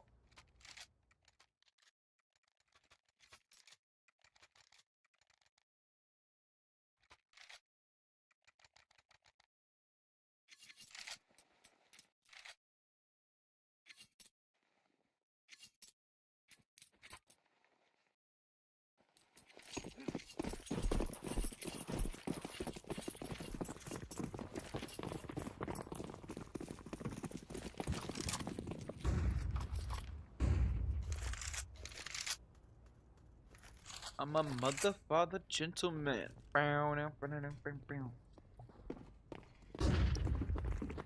No force buy here from kONO. They will just go with the pistol, so this should be an easy, breezy, beautiful cover girl. Second round for Eklot. It's kONO. Try and pull those guns out early. And I'd love to know you guys' predictions for this. I went and looked back. I believe Eklot have won both of their most recent matchups against kONO. The most recent one was a 2-1, and the one previous was a 2-0. But I'd love to know what you guys think. Will today be the day that kONO can turn things around, or will Eklot continue their domination over kONO? In fact, I'll go back and we'll look at their matches, and we'll talk about this for a little bit. So in EPL season 24, last season, they beat them 2-1, and then we go way back. When was they played them earlier than that as well. I'm trying to look for it. Oh, and another, yeah, and this was season 23. They beat them 2-0 on Mirage and Dust 2. So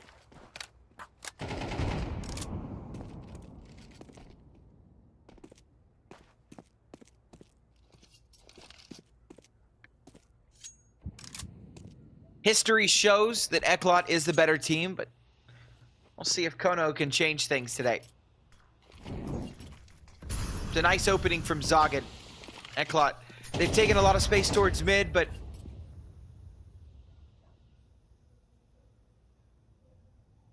the space does not really matter too much if you can't do anything with it. We'll see. They've got Preasy has made his way into ladder room. Good damage. Mikey will take down Saltovsky. And we're even back out a 4v4. There are 2 players towards the B site. We've actually got Owner that's rotating in. That Molotov, it clears out close, but it also stops them from being able to push too far. It gives time for the rotate to come in. That's a nice kill from Owner. But Eklot will start to accelerate forward. Mikey is looking clean right now with these shots. 3 kills in the round for him. Preasy will finish off Owner. If he didn't, Mikey had the read on that perfectly anyways. Would have been a 4th. So 1v2 Zoggin, who opened us up in this round, now needs to be the one to close it if kONO. Gonna take it. Preasy will go down and Mikey will get his 4K. Zoggin is not ready for the quick re-swing. It will be 3 for Eklot. kONO back onto the save once again. And this is a good start for Eklot.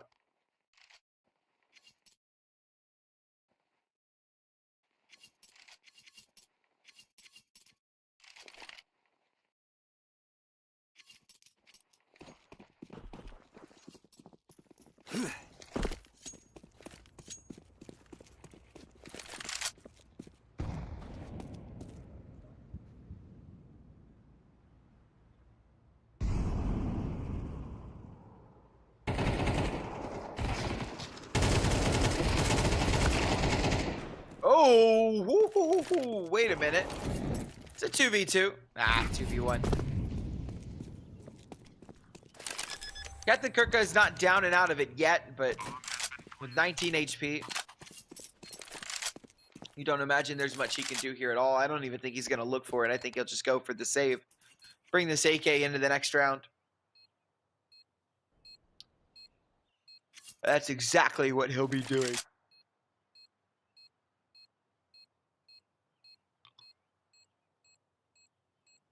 What's score going to be, fellas? I was asking chat, seeing if anybody had any predictions or anything like that. I don't. I really don't know too much about these other 2 teams besides what I've seen on HLTV.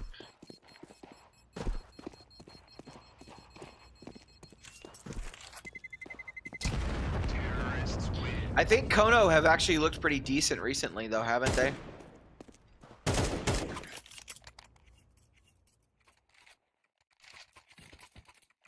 Let's see.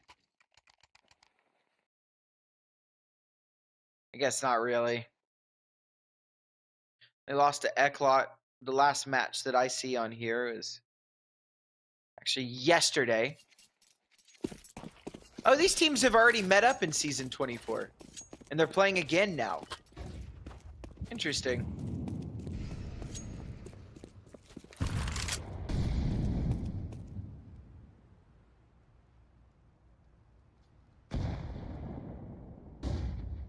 Not know that.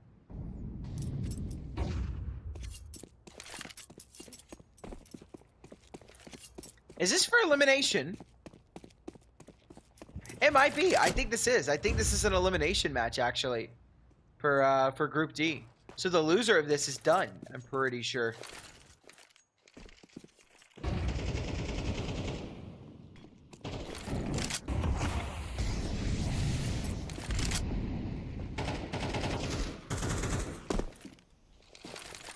Nice double kill for Zoggin.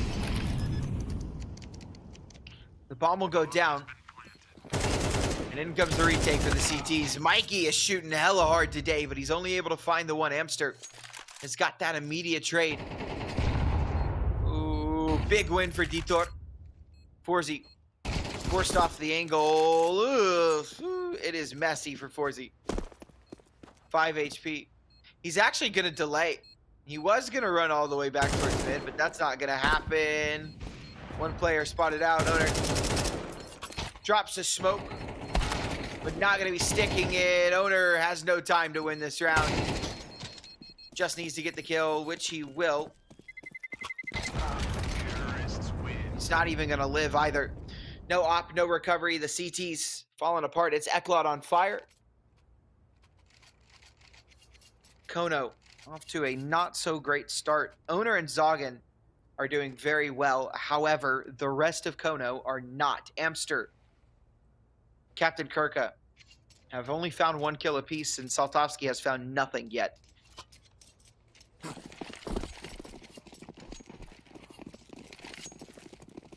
Still very early on in this game. But if you're kONO, you don't want to just get completely shut out on map 1. That's what it looks like they're doing.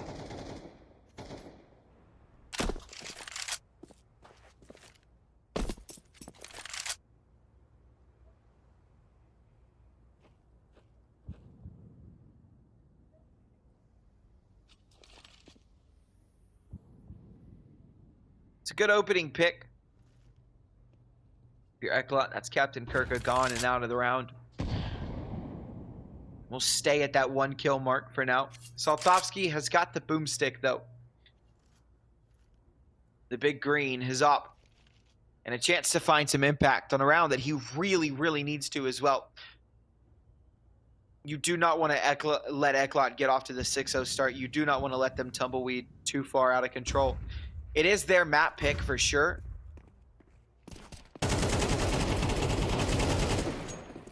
But you can't just let them be so dominant.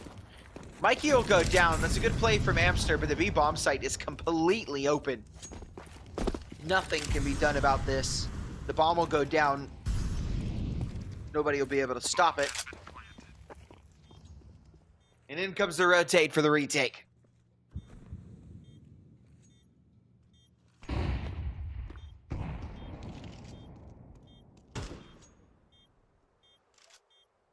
And it actually isn't even going to be the retake. It will be the save. Bring those rifles into the next round. Keep that op up and running. See if they can do something with it. So, 2 kills in the round. 2 players died. And that's all it took. Eklot will be up to 6. kONO have still yet to find a round. It's not even guaranteed that they get out with these guns. Down goes Zoggin.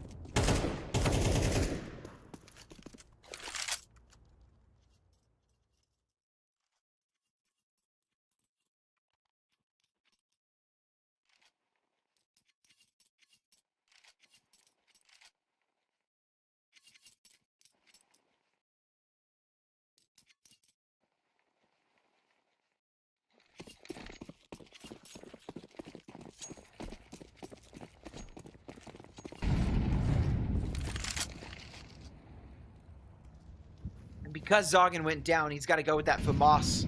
Does not have an M4 in this round. No M4, no AK. Eklot trying to go fast out A here. The bomb is here, so this is exactly where they're going to be going. Nice kill from Ditok. That is onto Zoggin. That is the FAMAS gone. Aforementioned weapon. You leave, popping that flash. They want to get aggressive through this. It actually kind of feels a little unnecessary. We'll find owner. Oh man, it is a mow down. Eklot looks so much better than kONO right now. It could just be the product of a very slow start for kONO, but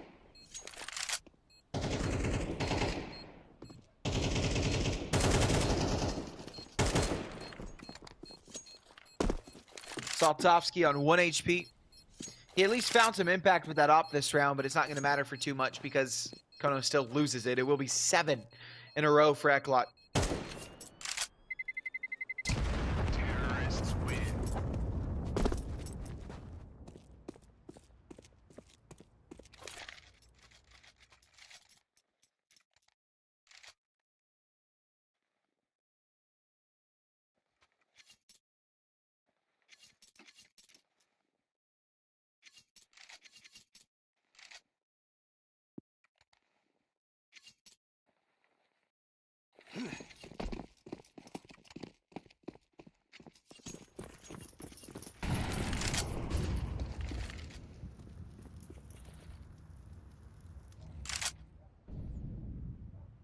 Yeah, Eklot are running circles around kONO right now. No, there's still room for improvement, opportunity for change, but it's just going to be another basic A-hit.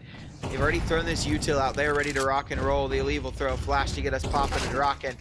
And in they come. That's a nice kill from Zoggin. He will not be immediately traded out. Forced onto that P2K. He will eventually be traded by Detour, but he has done enough as the anchor. He has done his job. The smokes will start to fade, and that's the bomb drop. The good trade by Detour, but he's not ready for the op, and it looks like kONO have finally found something to work with. Eklot was 7 in a row. kONO finally finding something back. Preasy in a 1-on-3.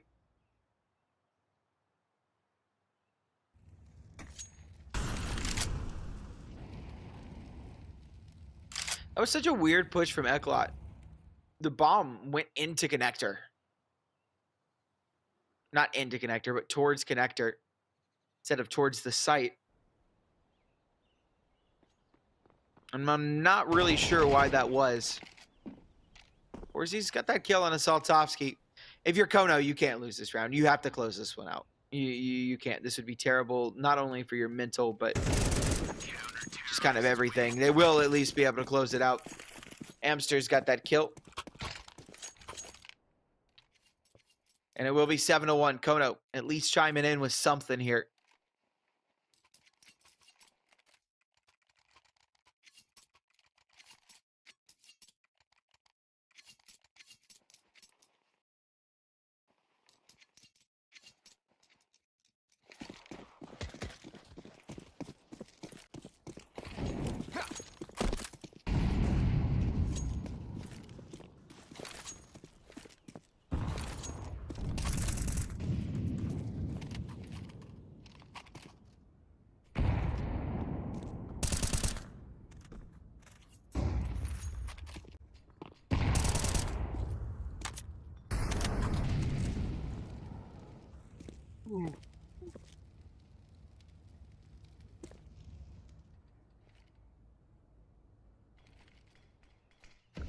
Man. I am a little sleepy. Mikey. Nice opening on Assaltovsky. Mid push. Oh, it does not go great. If you're a kONO fan. Zoggin and Amster completely separated. Zoggin spots one out towards Palace, but he's also given his own position away. We're looking for the double swing. Zoggin is doing very, very good playing his life here. Molly bounces off. The Elite forced into an awkward spot. Preasy will be able to take down Amster. Now we're left in a 1-on-1. Zoggin will reposition himself. Looking to approach this from jungle. Preasy with a pistol in hand. It's been calmed that he's low. A tap on the bomb, but no stick. And in comes the stick now. Zoggin trying to figure out where he's gotten himself off to, but a perfect swing. Preasy just not ready for it, trying to reposition.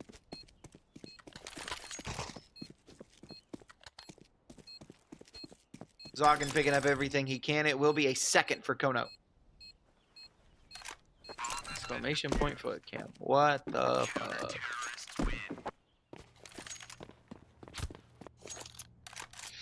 Boys, I'm telling y'all, I'm about to hit the meanest snap after this BO3. 13-11 map 1 for kONO. I'll hold you to that, Rock. I'll hold y'all to that. 7-5 half 100%. Possibly.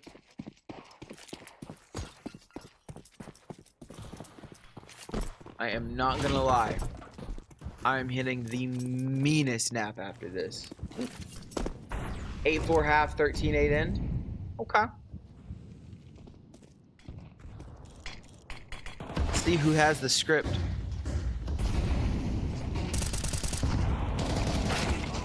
Nice from Zoggin. We'll get traded. kONO's looking much better now. The trades are coming through.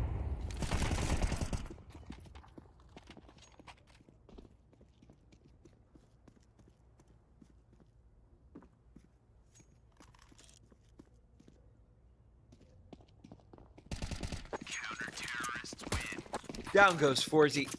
3 for kONO. Is this the nice caster that can sing? Well, I mean, I think I'm alright at singing.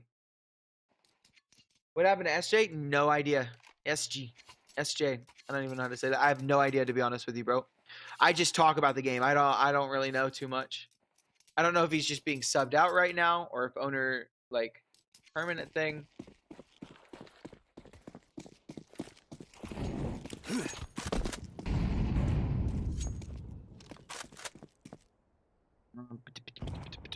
kONO.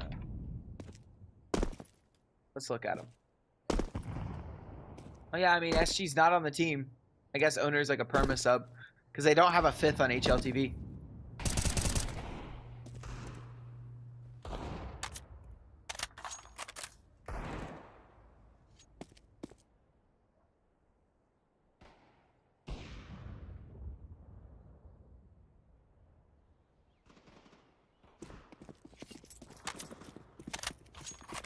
Easy cleanup for kONO. Counter-terrorists win.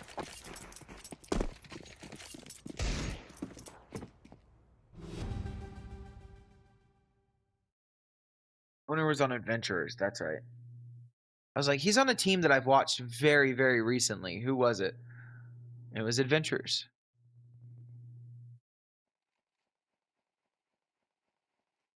He was on Bait for almost a year. He was on Patera, or he was on Bait for a little over a year, for like a year and 5 months. Then he was on Patera. I hope I didn't just say he was on Patera twice. I don't know, guys, I'm sleepy.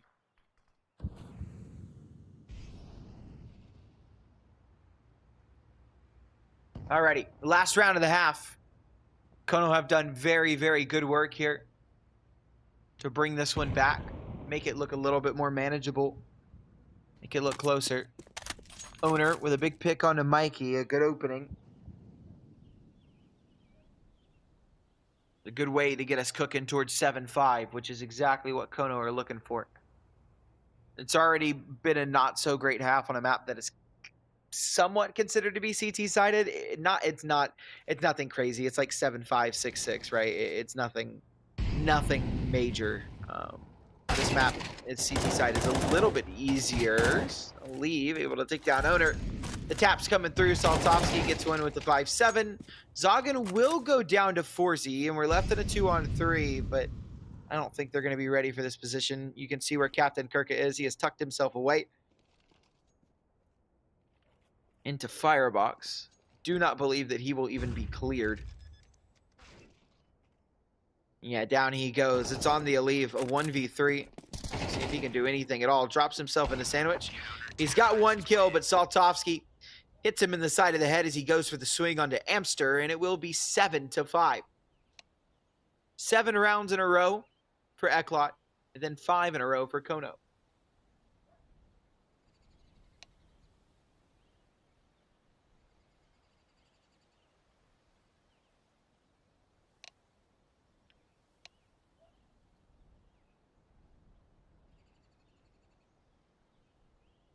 Are kONO any good at train? Or not kONO, Eklot. Are they any good at train? Eklot do not have a good win rate on train. They've got 20 in the last 5, so they've won 1 out of 5 maps last time they played train. They are good at Mirage, though. And then Ancient, they actually have pretty even split win rates. We have 41% on 27 maps and 44% on 18 maps. So they are pretty even there.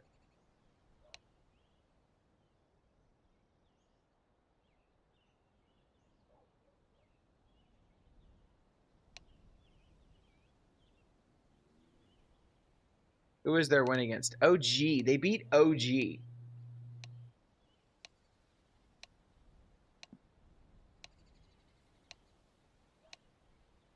lost to Leo. They recently lost to kONO on this map.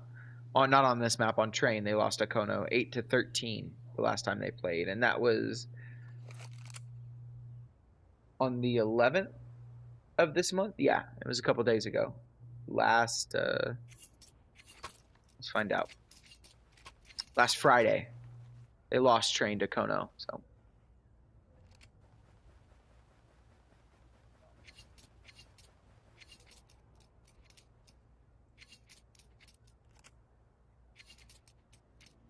I feel like Eklot kind of need to pick this up to be comfortable.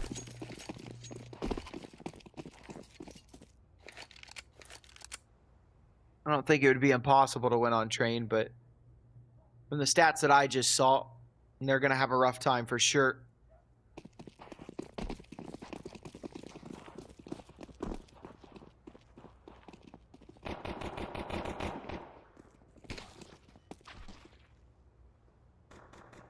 Good start for Eklot here. Leave and Mikey will chime in with goals. Amster will find one. Saltovsky and Zoggett quickly find some kills back, and suddenly we're in a 2-on-3.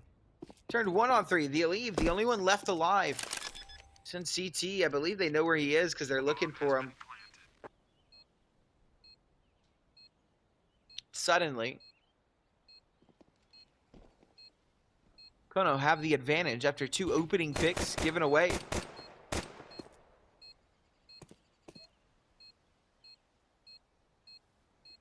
Terrorists win.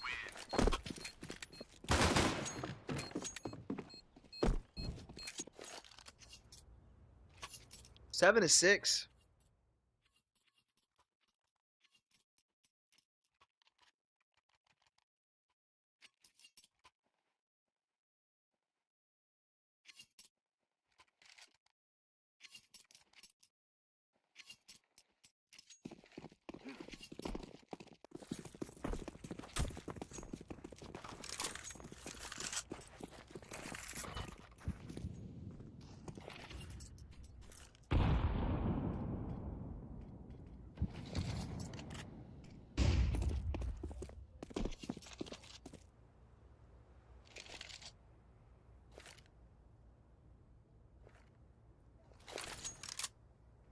Classic mid space taken by kONO.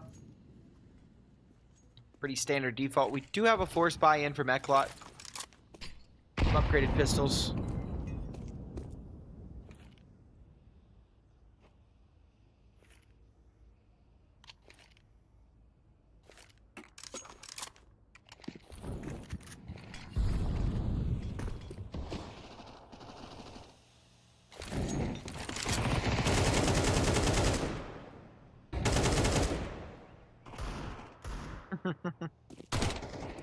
Sure.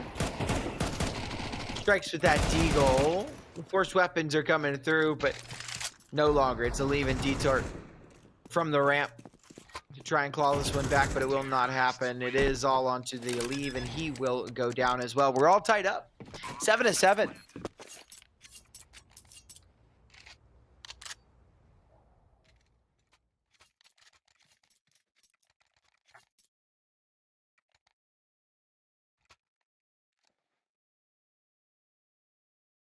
Force buy means no buy this round. And we'll be saving so they can get the good guns out in the next one.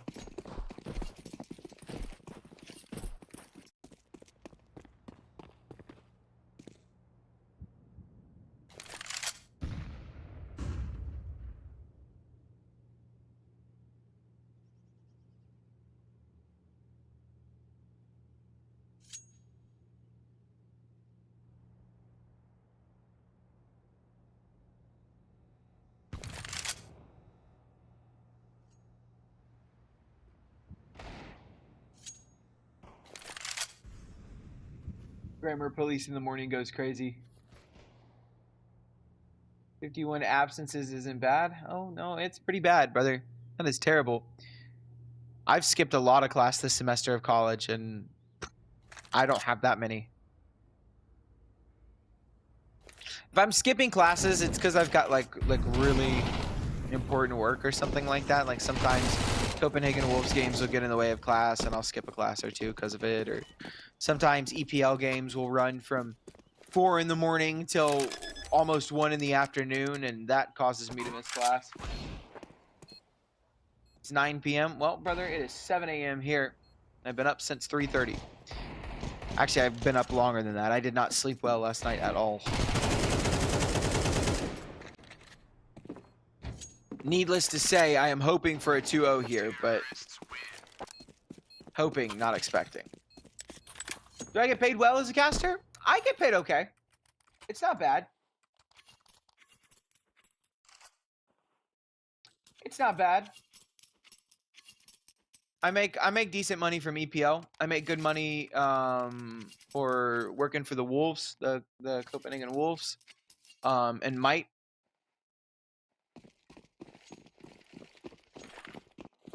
I gotta sleep. How old am I? I am 23. I'll be 24 next month, actually. I'll be 24 in... Hold on. 1, 2... 2.5 weeks on May 5th.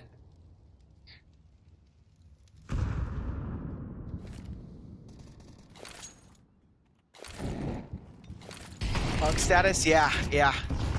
What's the reason I became a caster? I like yapping, and I know quite a bit about Counter-Strike, so it just kind of goes hand in hand. And when I'm not exhausted or bored out of my mind, I'm actually pretty damn good at it, but... So far, this game hasn't really been super entertaining. I know it's close and it's 8-7, but the rounds have been kind of like, like this. It's owner in a 1-on-3. We'll see what he can do. The bomb is for him, but Eklot just kind of had this on a lock. Yeah, it's like, how is he supposed to isolate these fights? He's not. 14 seconds, 13. They've got just enough time on the defuse. And Eklot will tie things back up at 8-8. I'm saying this is a bad game. No. I think it has to do a lot with my sleep, but I'm saying this has not been an exciting game. Nothing crazy has happened. Like there hasn't, like Johnny Speeds versus Preasy in the last one. That first map was actually pretty damn good. Map 2 was pretty boring though because it was a shutout. But nothing crazy has happened. I haven't seen anybody hit like a crazy 4K or a one tap or anything like that. There's never been like a moment where I need to raise my voice and get excited like this because things are crunching down. No, it's just been kind of a stalemate, a even tug of war match, and it's a good game. It's just not like exciting and electrifying, which is okay. Not every game is going to be like that. Gotta learn to cast them all. Rage bait, yeah, for real.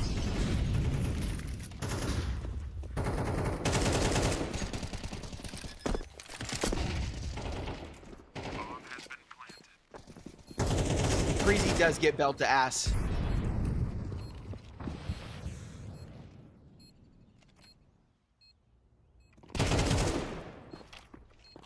It's a nice round from kONO. They've taken over the A-bomb site quite effectively. Ooh, that smoke comes down. And things get interesting for jungle. It's instantly cleared out. Detour will go down. Mikey won't even be allowed to save, and it's all on the NBQ. He'll be spotted out now. I wonder if Owner is going to try and get the drop on him as well. Oh, damn. Okay, Owner.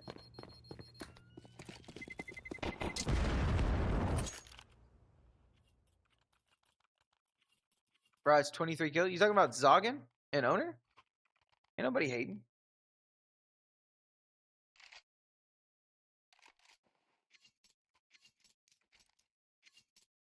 I never once said anybody was bad.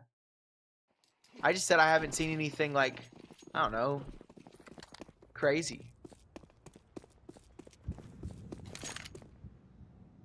Am I wrong that this game has been a stalemate? I mean, he can be 20. We can have 3 players on 24 kills or 2 players on 24 kills all we want, but the game's not been crazy.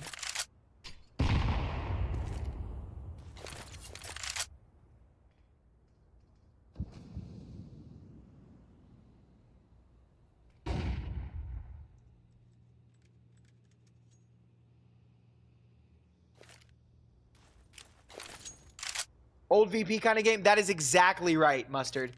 God, that is just the way to put it. It's just been slow. I think that is the proper word for it. It has been slow. A very, very slow pace crawl, which is kind of what you get. I feel like I get that a lot when I watch ECLOT games, is they kind of progress very, very slow. Which happens. Teams play like that, but...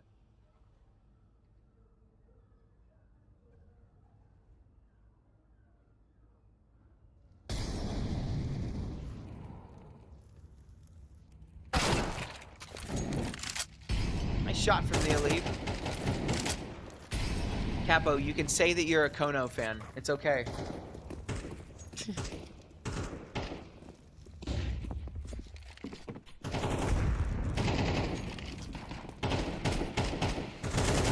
Okay, nice little 3K for Captain Kirka. It is just the pistols, but it's looking like double digits. We'll find that. That's Captain Kirka with a 4K.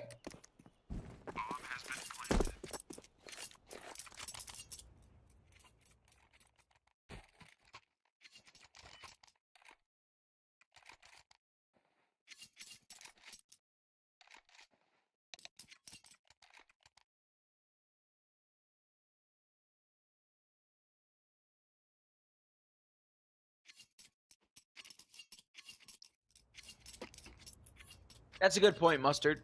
That's a very good point.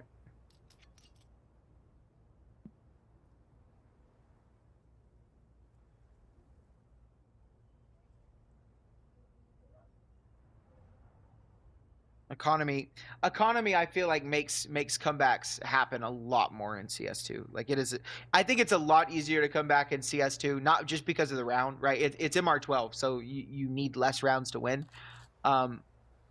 Actually, I don't know. I've heard differing opinions. I've heard that it's harder to come back and easier to come back. I've heard very convincing opinions. So I'd actually be interested. That's a good question for you guys, actually. Like, so yeah, chat, what do you guys think? Do you think it's easier in CS2 to come back or harder to come back in CS2? I'm not bumming the vibes out. I think everybody else is here chilling.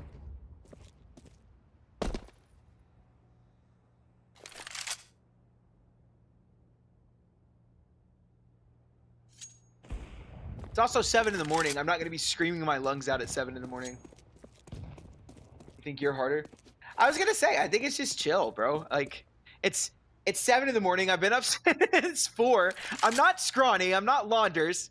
I mean, I could be like that. Like, if you want me to lock in, I can try and make this game as exciting as possible. I can give you a little something, something. But that's what I was trying to say earlier. There hasn't really been a little something, something to give you. It's been slow. This game has progressed very, very slowly. It is 10-8.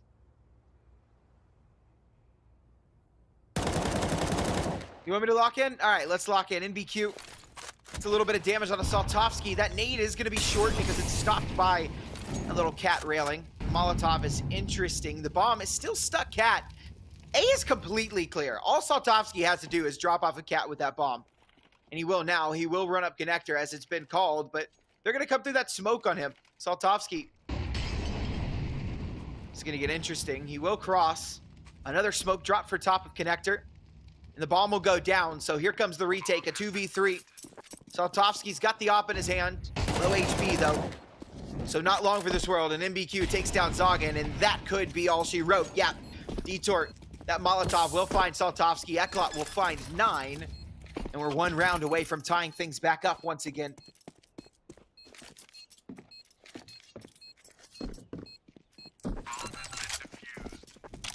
Counter-terrorists win.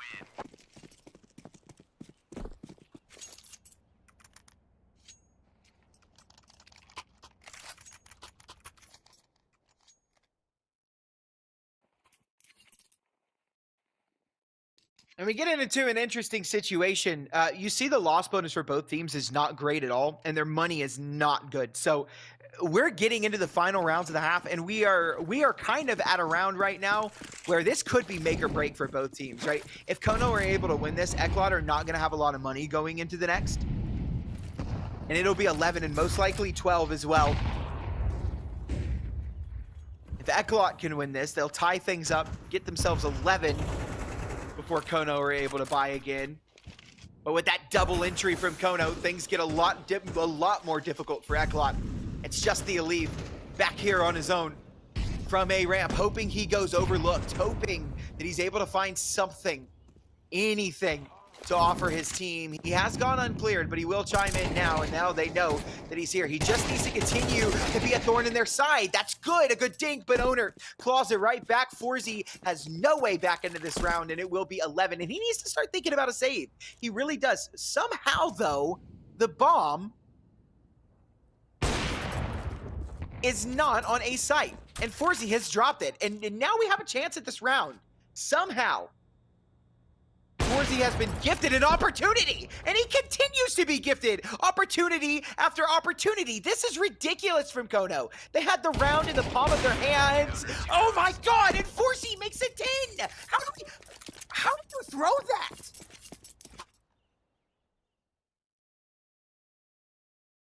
How do you throw that? You have a bomb site completely clear. You grab the bomb and you run up mid. You run mid, the only avenue that you don't have clear, right? You've got A site completely on lock. All you have to do is take the bomb, come A main, and get the bomb down. Instead, you run up connector after a smoke has been dropped for TopCon. So you lock yourself out if he dies. That is the dumbest thing I think I've ever seen. That made no sense.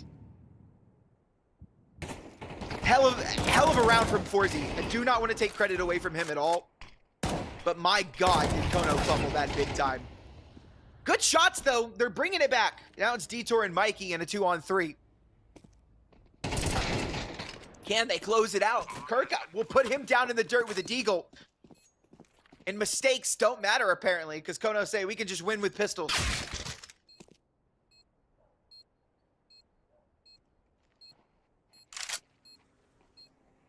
Detour will have a look at this. He's got a kit, plenty of Uto to work with as well. And an 8, if he can find Amster with that, that would be great. So in comes the retake. I can't see that fight because we're not spectating the CT, but that is fine. Saltovsky will find Detour anyways. It will be 11 for kONO. And if you're Eklot, you save. You have to save, right? You can't afford to force into this. First of all, you can't really force anything at all. You've got $2,400 loss bonus, so you can afford to buy in the next one. You just got to go with some upgraded pistols. You got to basically throw your hands up and say, hey, we try and win an eco. If we can't, it's okay. It's 12 for kONO. We fight for OT.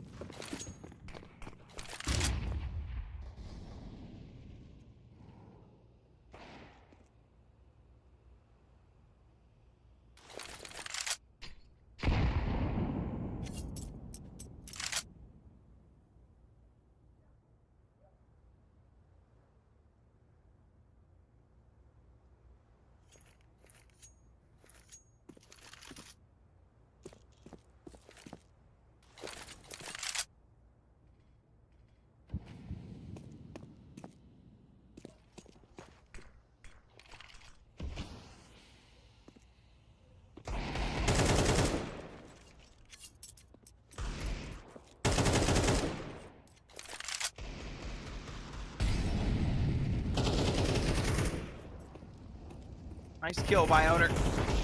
Opening into this round, you expect kONO to be able to clean this one up very easily. There should be no doubt in your mind about who wins this round, and there won't be. It's 5v2. All Aleve and NBQ can hope to do is pull a couple of guns away, maybe. But it will be 12 secured for kONO. And they'll have 2 opportunities to close this one out. Eklot. We'll need 2 to give us overtime. Down goes Aleve, and it is all on NBQ, which I say all on NBQ. No, NBQ's not going to do anything. He's just going to try and take away a gun or 2. And he does take down Zoggin, so that's really not too bad. But it won't matter. Plenty of money on the side of kONO. They can buy without any issues.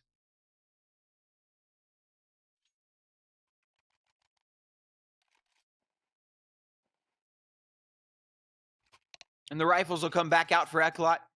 A timeout. A tactical pause. Chance to try and rally the troops. Your back is against the wall now. You need 2 rounds in a row. Give yourself a chance to win this map.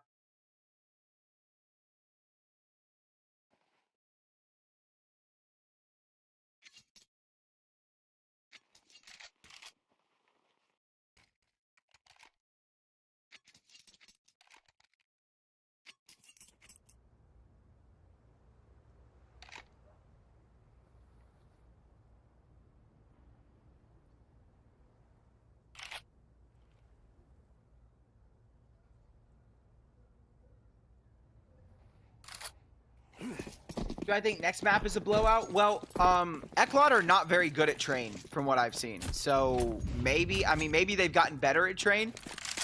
But from what I looked at on HLTV, Eklot are not very good at it.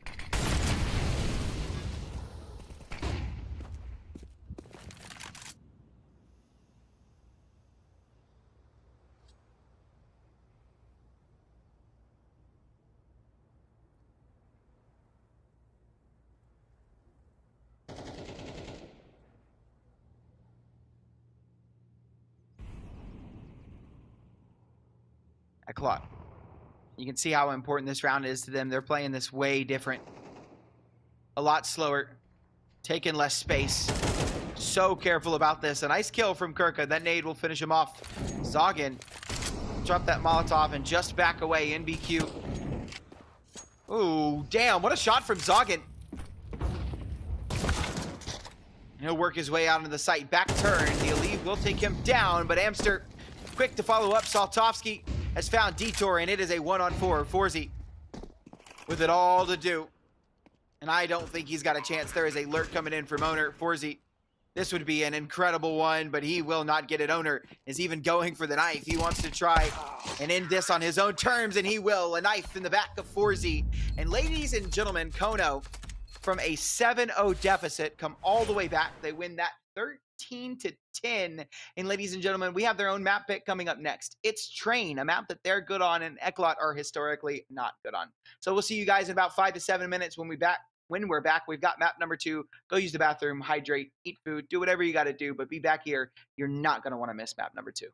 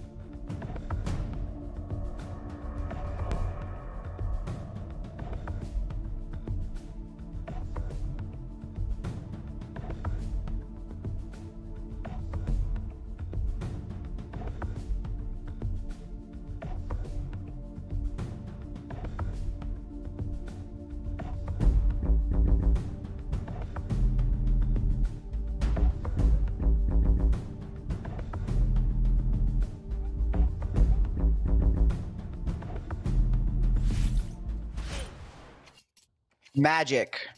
Ladies and gentlemen, magic. We're back, finally.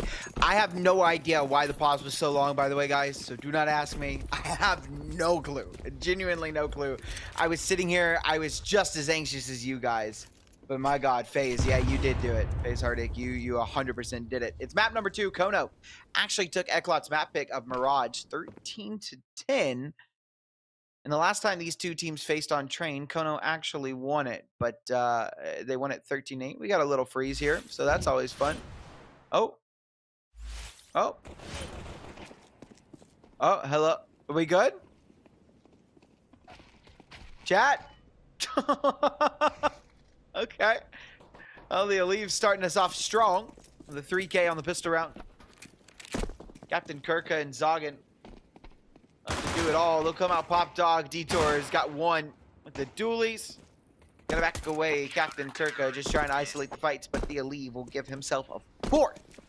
And it will be Eklot to take the pistol round. The opening pistol round of train.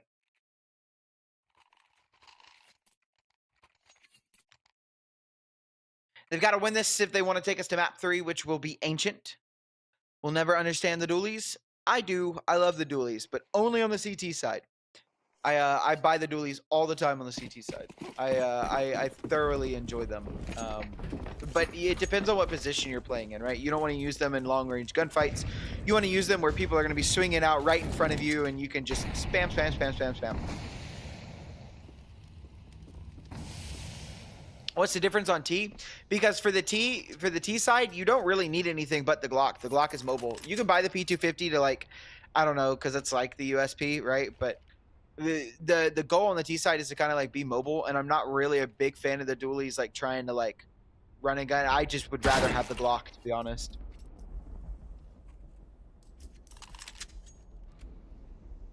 And Kirk opens us up with a kill on the Deagle, considering kONO have nothing except a couple of Deagles to work with in this round. It's already looking pretty decent.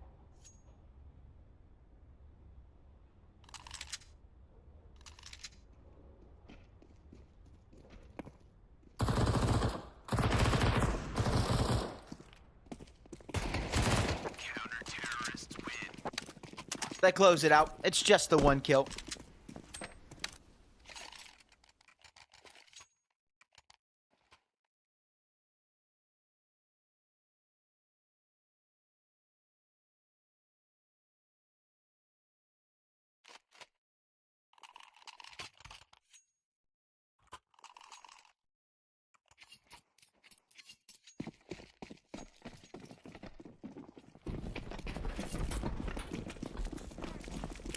kONO have got the guns out, the AKs. We've got a Galil on Captain Kirka.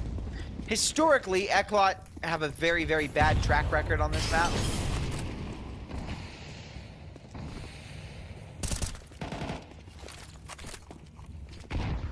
We will see.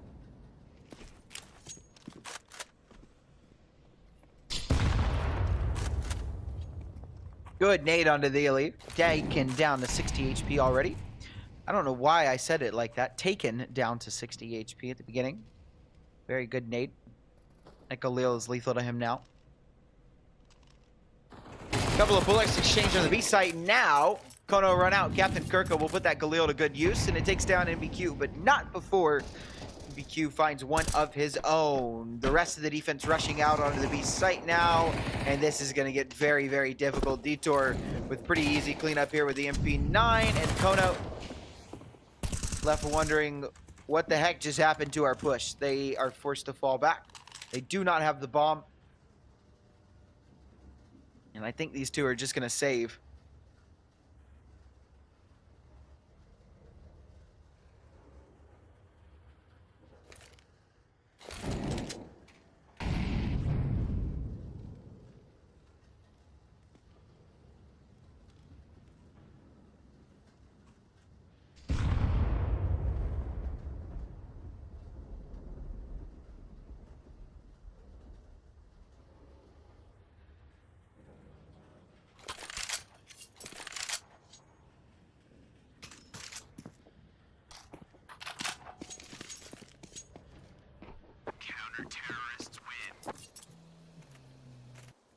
So it will just be the save for Zoggin and Amster. Bring these AKs into the next round.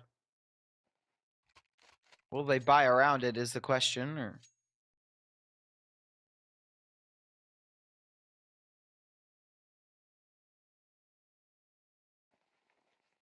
maybe a little half investment around it.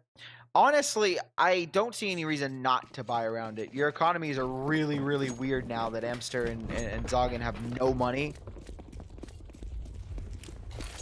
There we go. Yeah, a little half investment around it. Eklot off to a pretty strong start.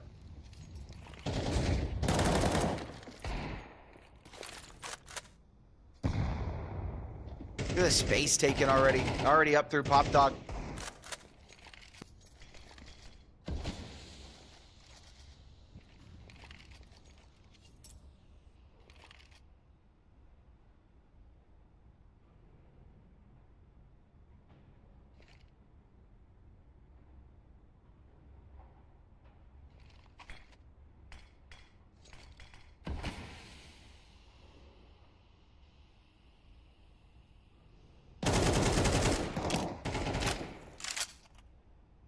What'd y'all have for breakfast, lunch, or dinner? Whatever time it is for you.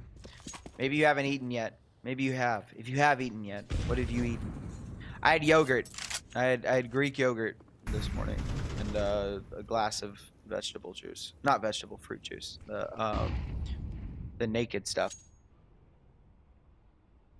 Any advice how to get better without a pre-made squad? Hours and hours and hours and hours and hours of DM. That's what I did. Deathmatch, deathmatch, deathmatch until the only thing you can do is put a crosshair on a head. Everything comes after that. Take breaks. Do what you gotta do. Your mental health, your physical health are just as important as your skill. You gotta take care of yourself. You're not gonna be able to perform properly. Bong rips for breakfast, damn.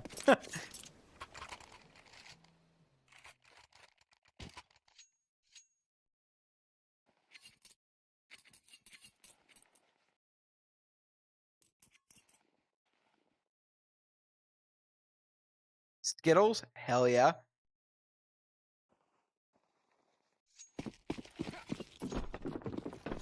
What kind though? Just like regular Skittles? Or like the tropical ones? Or the sour ones? Bagels and tea? Hot dogs for lunch? Hell yeah. Maya the Glizzy Gladiator. The Shaboing Boy. Bro. Dude, TikTok has got my brain cooked, bro. My brain is so fried from watching too much TikTok, man. I gotta get off that thing at night. Tropical and wild berry mix? Hell yeah.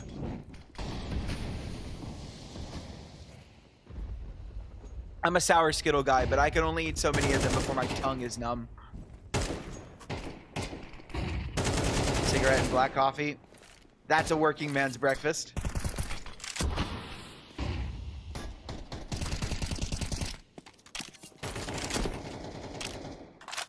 Don't worry about it, Maya. If you don't know what it is, we'll keep it that way. Stay innocent.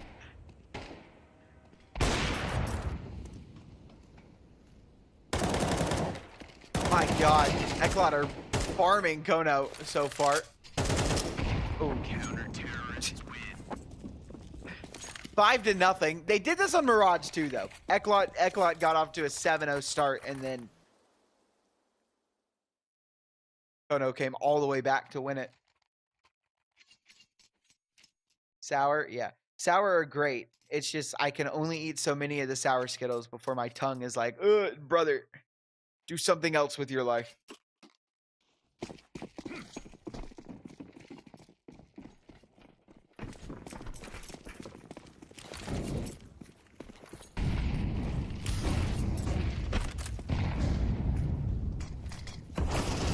Alrighty. There we go. That's better. An opening pick for Amster, immediately traded out by Mikey, though. Detour slipped the gap. MBQ goes down, and we've gone back and forth, and the back and forth favors the T's heavily. Captain Kirka will find Mikey, and it's all on a 4Z, a 1v3. Zoggin from the back line will start to work forward. Why are we not looking towards Z? He was drilled on CT. Like, he knew that somebody was going to be CT. Like, he didn't even look at Z. That was nuts.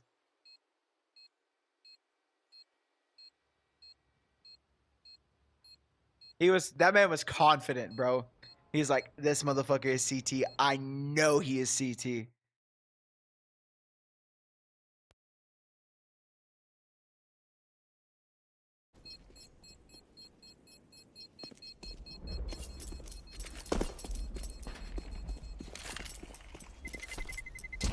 Terrorists win.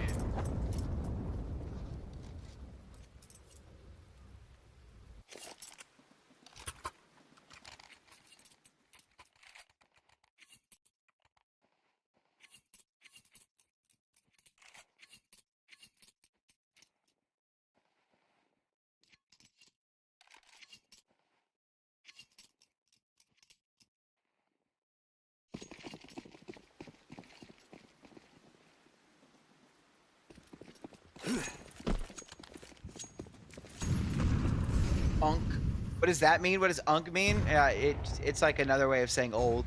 I feel like, but it's like, it's a term of endearment. Like, you call your friends unk. Well, I guess you probably use it as an insult too. It could be either, to be honest with you. Either way, kONO have a round on the board now, but hold on. Said but. We are in a 3-on-3 right now. That Molotov comes out. It will land. Saltovsky here ready to see if Detour wants to get back out and swing, but he'll get off the angle. He'll move forward. Nice shot from Saltovsky. Forzy. He covers that space. Detour drops that smoke, but Saltovsky with just so much to do. Oh. Little op head to head. What we got? Bow now, bow now, bow now, now. Bow now, bow now, now. Counter-terrorists win.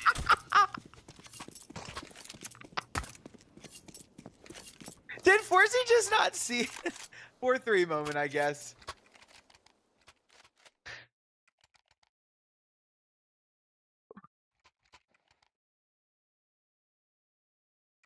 So dope.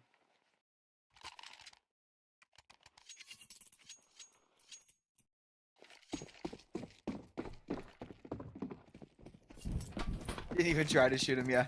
3 business days to react.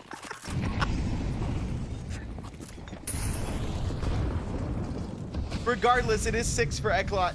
They are off to a pretty good start on this map. But again, I got to kind of bring up the fact that we saw this on Mirage. We saw them off to a great start. It was 7-0. This is already a better start for kONO this map than it was in the last map. Bro's high as fuck. I am not high. I'm just tired. I do not consume marijuana.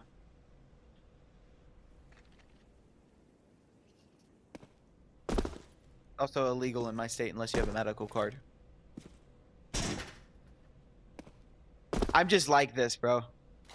Welcome to the club.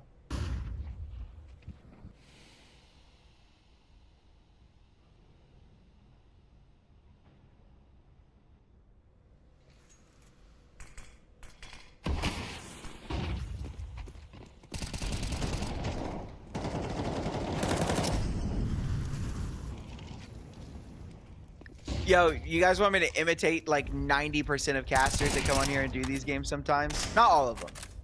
Just sit here and be dead and be a husk. Just not talk ever. Alrighty. Counter-terrorists win. Good round.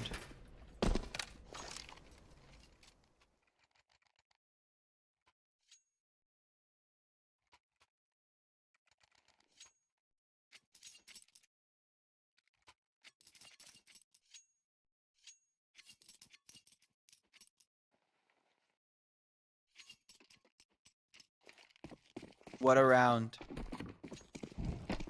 7-1. I can't even, like, it's just so boring. It's so boring. Yeah. Thought kONO was good as this map. They're supposed to be.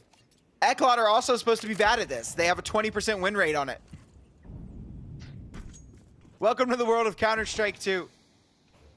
You see this a lot though, where teams kind of prep to play each other, and they get like pretty decent at the opponent's map pick and kind of lose their touch on their own map pick.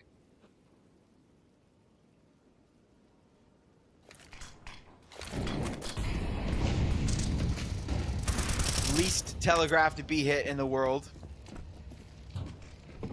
Yeah, Eklot are farming right now. 8-1.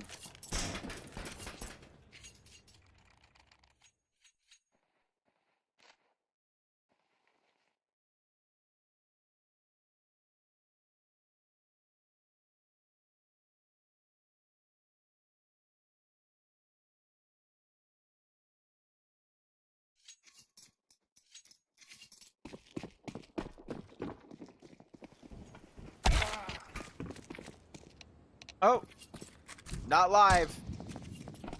Not live.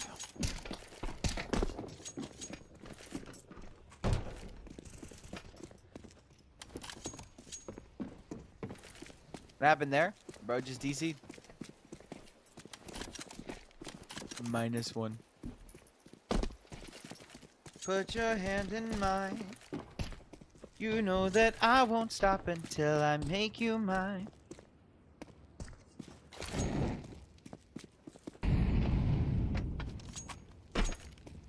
Don't hit me with these tech pauses, bro. I don't want to do 30 minutes of tech pauses today. I'm already like at my wit's end, and we're probably going to end up getting a map 3. If I have to sit here through 30 minutes of tech pauses, I might actually go insane. Might lose my mind. You guys might get caster crash out.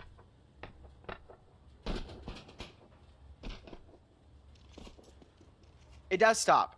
Well, like, obviously, like, it's not like frozen, right? But like, they're not live. They're just kind of running around doing their own thing. They'll wait for the round to come through, and then it'll reset, and then they'll do all that other junk.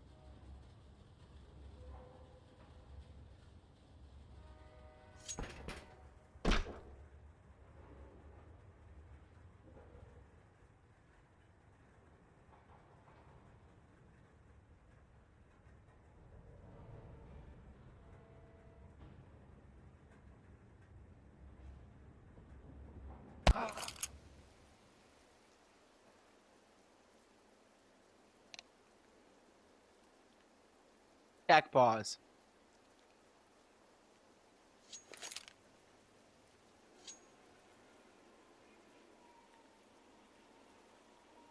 This just in, NBQ banned for cheating. No.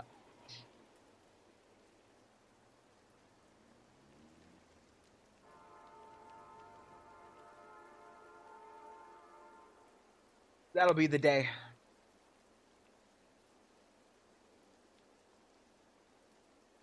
One day, one of these days, I'm going to be casting a game, whether it's for EPL or I don't know, like ESL Challenger or something like that. Like whenever I get up there, and somebody is going to get vac banned mid game, and I'm going to be so happy. I'm going to be like, yes, finally.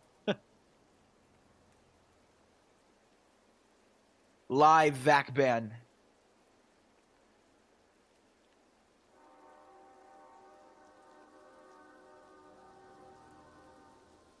Another 30 minutes of waiting. Yeah, you're telling me, brother. Guys, I want y'all to know. If there is any mafia thing involved, I want you to know right now, please do not involve me in any of those talks, those conversations. I am not involved with anything going on because I want this game to start as much as you guys do because my bed behind me is calling my name.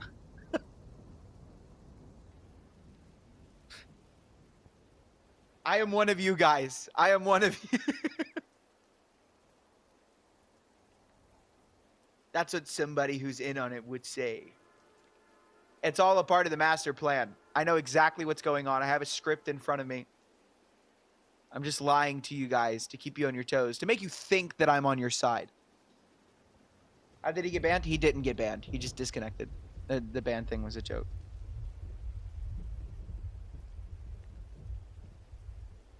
Hey, what's up, Woody?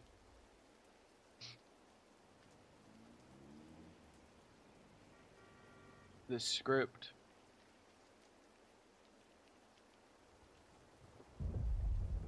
Yeah, I'm pretty cunning. I'm cool like that. Ah, yes, business pose. Does the script say map 3? I can't tell you. Let you sniff the script? Okay, I'm holding it up to the camera. You can't see it, but there's a script held up to the camera right now. Go ahead, smell it. There you go. There's your sniff.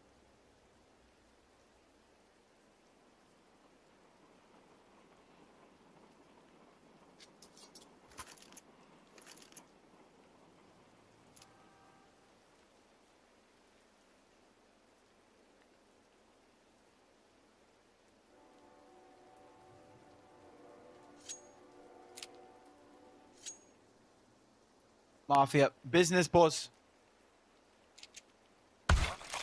Business boss.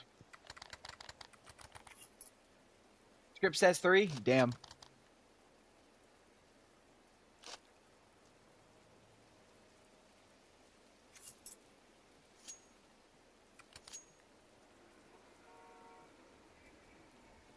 The script? Yeah, the script, RDE. You don't have the script? I thought everybody had the script.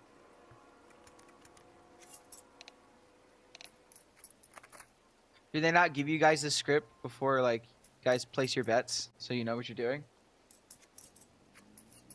I mean, you guys are telling me that you've been placing your bets without a script this whole time.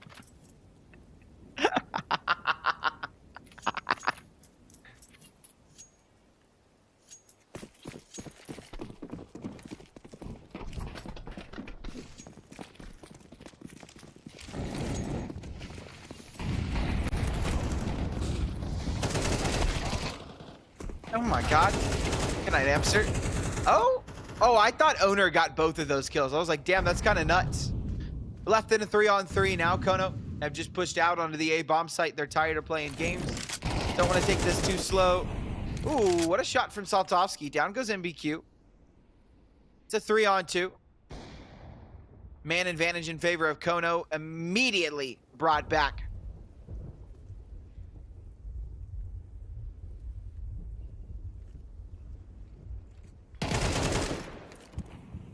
Nice shot from Zoggin. He'll molly off Forzy, who will then be smoked off. The bomb will go down. Oh, nice nade from Forzy. He's giving himself a smoke to walk out of. Hops up onto the train. Zoggin watching for this. They are just dancing on the other side. They have no idea. Look what you made me do. I'm with somebody new. Oh, Zoggin's got it. Oh, baby, baby, I'm dancing with a string. Who do I think win, Big or Namiga? I am hoping Big win that. Big should win that matchup, I think, every day of the week, but maybe not.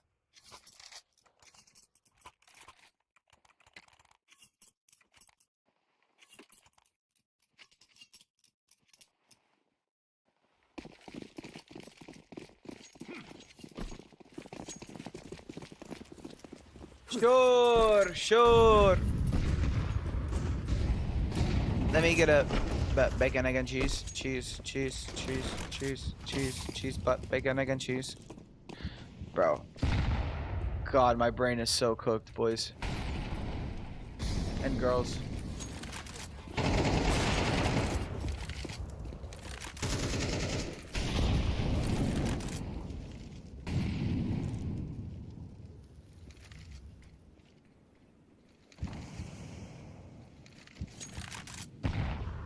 Don't forget the Bev. Never, never, never. Nice shot from Saltovsky. And we're brought back into a 2-on-2. KONO looking to put the pieces together in these last couple of rounds. They got stomped. Absolutely curb stomped the majority of this half. 8 to 4 wouldn't be the worst. Would I rather only eat bacon or salad? I'm gonna go with salad. Salad is more versatile. You can do a lot more with salad. I love bacon, but I'm gonna be honest, I don't like bacon on a lot of things that people like bacon on. I like bacon for breakfast, like with my eggs, but I'm not a big fan of like bacon on my burgers or like on pizza or anything like that. I like bacon for breakfast, and that's about all I like bacon on.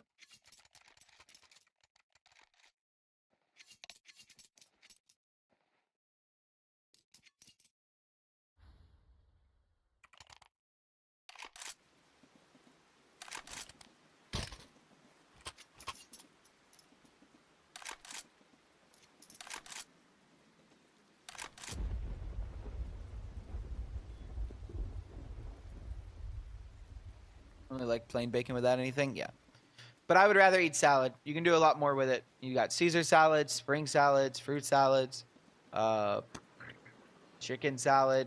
I don't know, tuna salad. Like there's a lot of salads out there.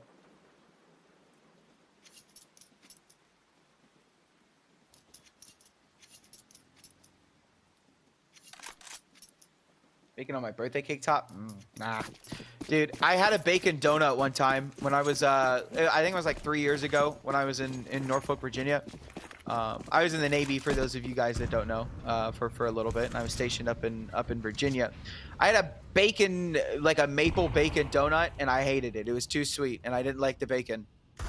I'm gonna be honest, like I said, I don't like bacon unless it is on, or unless it's with my breakfast. Caesar salad is a big W. Caesar salad is elite salad. I'm not gonna lie. I was a seaman. I was a seaman. Bacon make you fat, bro? Anything makes you fat if you eat too much of it. I mean, I'm already fat. Bacon's not making me anything. I'm already fat, but I'm on a diet right now. I've lost a lot of weight, guys.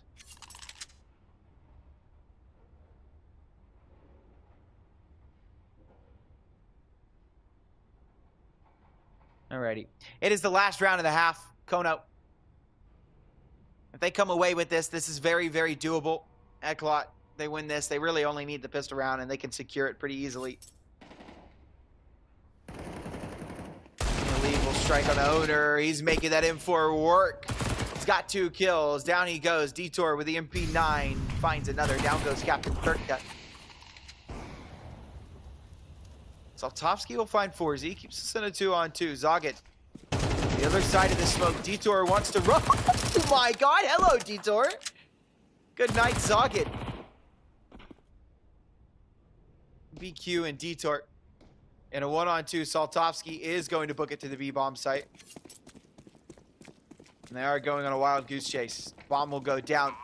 Saltovsky will give himself a chance at this. A first miss, though, does not start well, and it will be 9 for Eklot. Nah, bro, you're not fat? No, I am fat. I openly admit that I'm fat. It's okay. There's that. Look. I don't take it as an insult. It's something that I need to change about myself. I let myself go, especially during COVID. I gained a lot of weight, like towards my later end of the Navy. I didn't care about myself for a while, and then I just kind of started realizing that that's no way to live, and I don't want to die before the age of 50 years old. So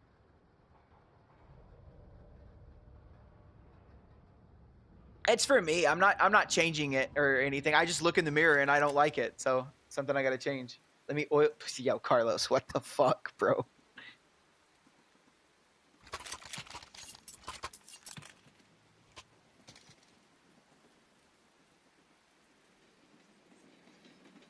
Oh, Mickey, you're so fine. You're so fine. You blow my mind. Hey, Mickey. What? Hey, Mickey. What? Hey.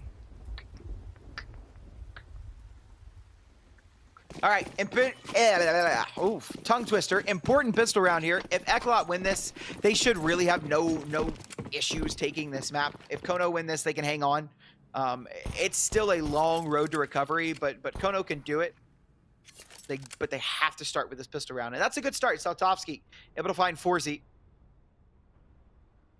It's better stream on Twitch or HLTV? What do you mean? Like like quality-wise, I don't know. I have no idea. How is Decider being picked? It's through a veto process. Dusty. Oh, damn. Oh, okay, Zoggin. Hello. Soptovsky finishes it off onto NBQ, and kONO. A must-win pistol round, and they take it.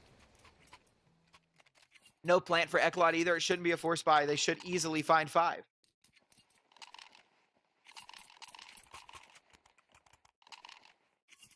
My yap, Woody. You get to hear me yap. I hear him yapping here. That's what he's saying, though. He's saying Twitch is better because you can hear the caster yap. You can hear me on HLTV, too. You can hear me yap on HLTV. You can hear me yap on both. Quality yap. I try, bro. This game, I said last game was uninteresting. Compared to this game, last game was miles better. But kONO are starting to bring it back. We give them the pistol round, right? Oh, in fact, they've actually force bought into this. And now this is weird. Eklot have just decided that they're going to force into this anyways without the bomb plant. They don't need it. The MAC-10 comes around. It's absolute massacre. And Amster. And a 1-on-3. This will be it, by the way. If Eklot win this, it's pretty much game, set, match. Amster looking to isolate these fights. He'll start to accelerate forward. He's got a kid on him. Time for this. Plenty of it. Spots out one. Knows where both of them are. Deke comes through. He's got the kill. Knows where Detour is. But Detour just needs one shot with his deagle. And that is what he will find. Ladies and gentlemen, it's 10 for Eklot. Who do I think has the best knife glove combo? Well, Detour has a very clean one. I will say that. I just saw it. So we'll go for him for now. But as I pay attention to more of them, we'll say it. But this is really clean. Just yap, yap, yap. Yeah, my fault, OG. I mean, that's kind of my job, though. Especially as a solo caster. Guys, I'm going to be honest. It is hard not to yap as a solo caster because I have no one to talk to besides you guys. So if I'm not talking to the game and I'm not talking to you guys, it's just quiet. And you don't want there to be quiet, like too much quiet on the broadcast. You want to fill it with something. So I'm either talking about the game or talking to you guys. So there are going to be elite levels of yap. That's what I'm paid to do, bro. I'm paid to fill the air. My fault, OG. Yap, yap, yap.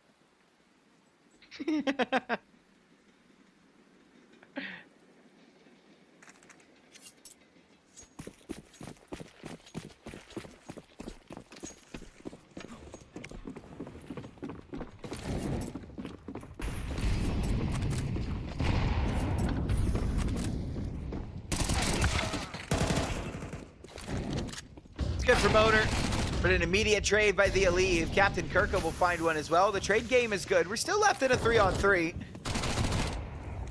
This can still go the other way. Not with that one, though. Down goes that FAMAS. And with Amster going down as well, it's all on to Zoggin. He's picked up the UMP, but from Pop Dog, you don't imagine much will come from this at all. And it will not. He will go down. It will be 11 for Eklot. kONO, what do? I think you just save this round. You play for OT. You've got double loss bonus. Not really much to work with at all.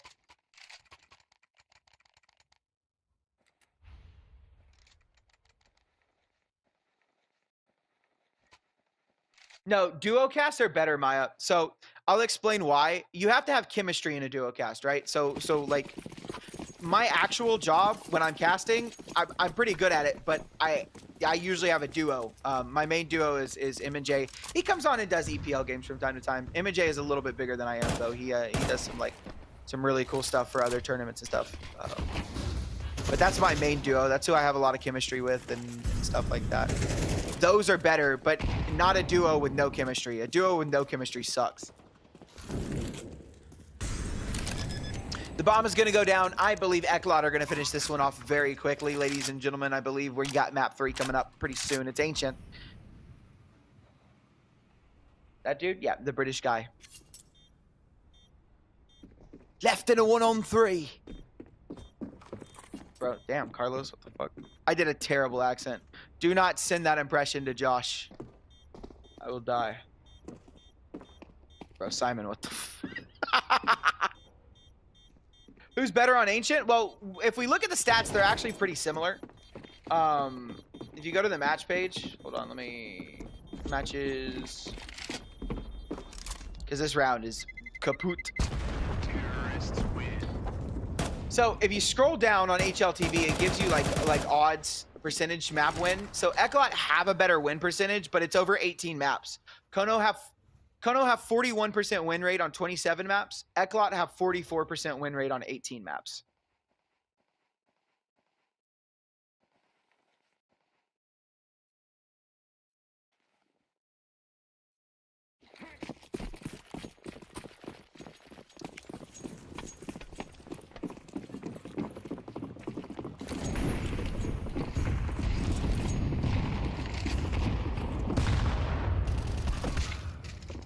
Nice util damage, Zoggin. Able to get a double. It feels like really anything kONO do at this point is just prolonging the inevitable. They, you know, you want to give them a chance, right? You want to give them some breathing room and opportunity to try and come back into this. But the reality of the situation sets in. It's 12-4. You need 8 rounds in a row, and it's just kind of hard to try and put that kind of magic together. It's not impossible, but it is very, very difficult. They will at least take this round, but at the end of the day, there's a difference between giving them room to breathe and being delusional.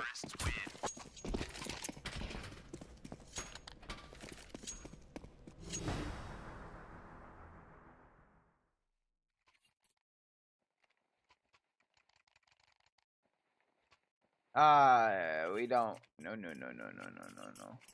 Hey. No, Simon. We don't do that. No sexism in my chat. You leave her alone. That was cringe. I love it. Guys, can we not talk about Diddy, please?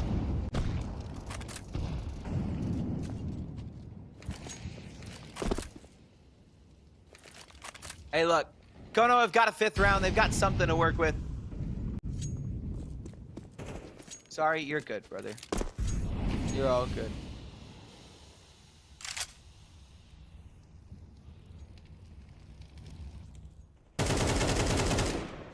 Nice find from Zoggin. Just walks out of the smoke. Hell of a play. Never to be expected. I would be malding about that if I died like that, by the way. I'd be screaming at my teammates. Like, who the f*** was supposed to watch that? Meanwhile, it was me. I was supposed to watch that. Zoggin's going crazy. Got himself a double kill. Just like in the last round. He's starting to turn up.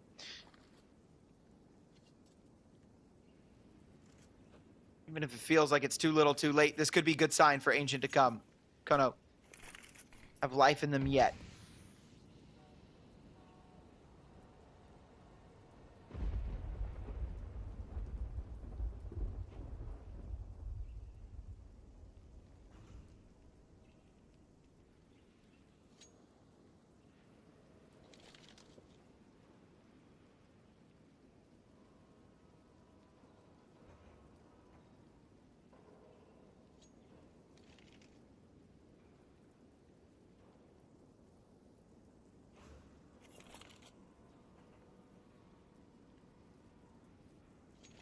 Just the save for Eklot.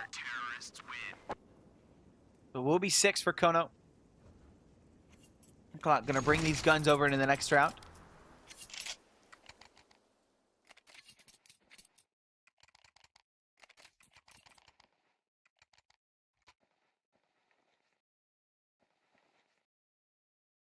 Honestly, if I'm MBQ, I'm selling my head armor, I'm buying normal armor, and buying all the utility that I can.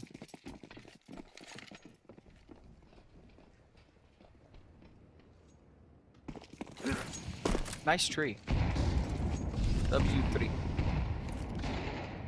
Oh my gosh, hell of an aid. Forzy still gets that kill on the Captain Kirka, but they are a tap away from death. My god. Good util damage. It is unconfirmed, though.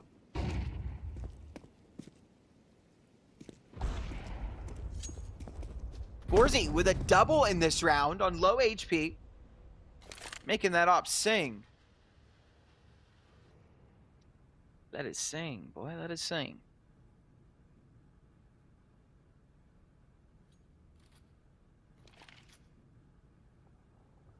Tap away from death. That is a good band name. They definitely make metal. Sleep token wannabes for sure. Although sleep token's not really metal.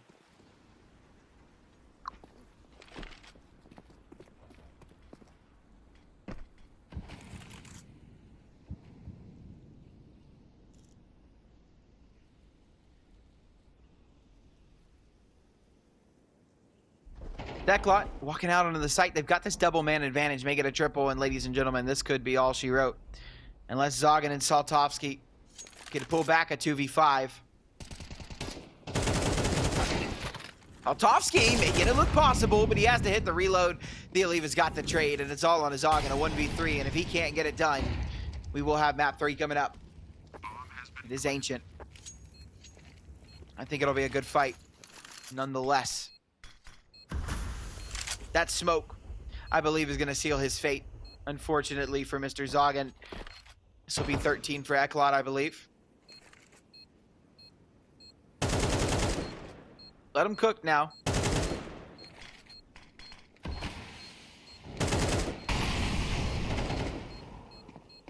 Let him cook now. No, he will not cook. Mikey will put him down in the dirt, and it will be 13-6. Hell of a way to come back into that for Eklot, especially after the disaster class that we saw in Mirage there towards the end. kONO put on a really good show on Mirage, but where were they on Train? Barely even there. But let's see if they can make a bounce back and we see them at all on Ancient. We've got map number 3 coming up. Go use the bathroom, grab some water, do whatever you got to do. We'll be back in about 7 to 10 minutes. You're not going to want to miss it.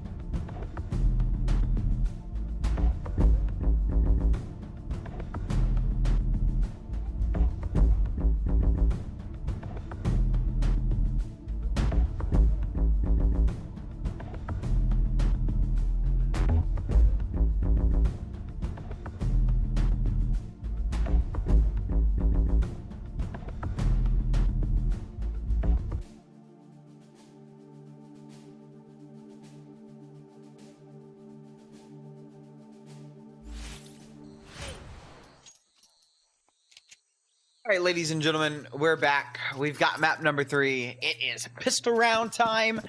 And let's get rocking right into this. Eklot kind of stomped out kONO on their own map pick on train. And when I say kind of, I mean really. It was 13-6. It was not even close. Eklot kind of made him look a little silly. Now we've got Ancient. I like this play from kONO. Getting a little aggressive. Owner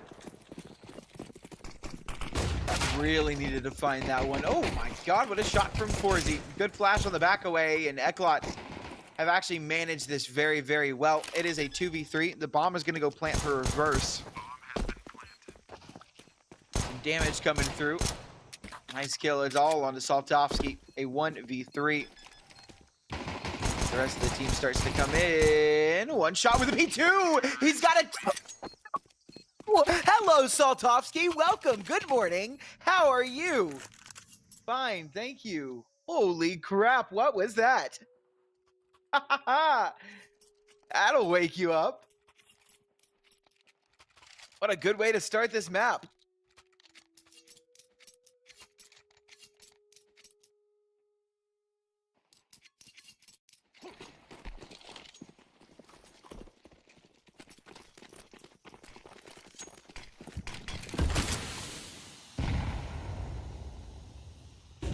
Caster woke up. Brother, I've been awake.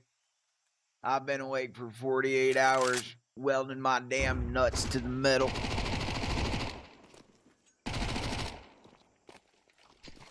Good damage on that scout. Ooh, Mikey. That Molotov should finish him off, though. Poor Mikey. No, he will just get away. Managing to slip the gap in between the Molotovs. It's a man advantage for Eklot. It's not too bad. How long have I casted? You mean today, or how long have I been casting, like, in my career? Because today, it's been about 5 hours. Career-wise, I've been casting for 8 months, I think. Not even a year yet.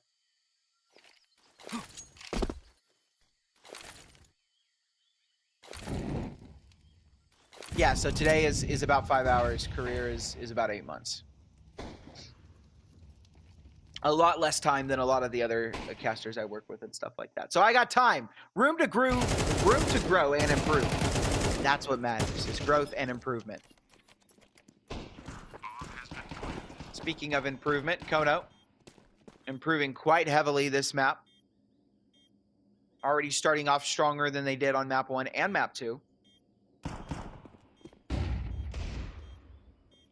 I guess they do need to actually win this. Eklot can make this a little interesting, but they will not. The kills come through. Preasy. This was a forced buy as well, so Eklot, they're going to go down. They're going to have to save this round. It should be 3 for kONO very easily. 4 cents Eklot win, bro. Your return is going to be 6 cents. Hell yeah. Honestly, you do you, brother. I'm gonna lean back in my chair and watch this one. I'm vibing. This map number 3 is gonna be a vibe. All right. Put the mic close to my face. We'll watch this cinema together.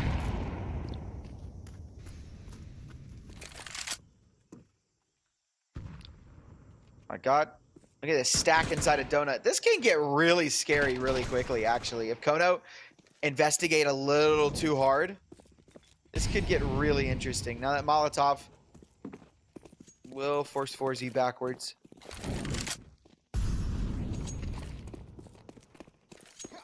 The rotate comes through for Eklot. They've got the right read on the situation. It is unfortunate that they just have pistols in this round. Just trying to get a little bit of spam damage. Zoggin will find Preasy. Down goes Ditor as well. And it is one more player inside of cave. He will fall, and kONO have found 3. Now Eklot will be able to get the buyout in this round. Bro's gonna go heat soup.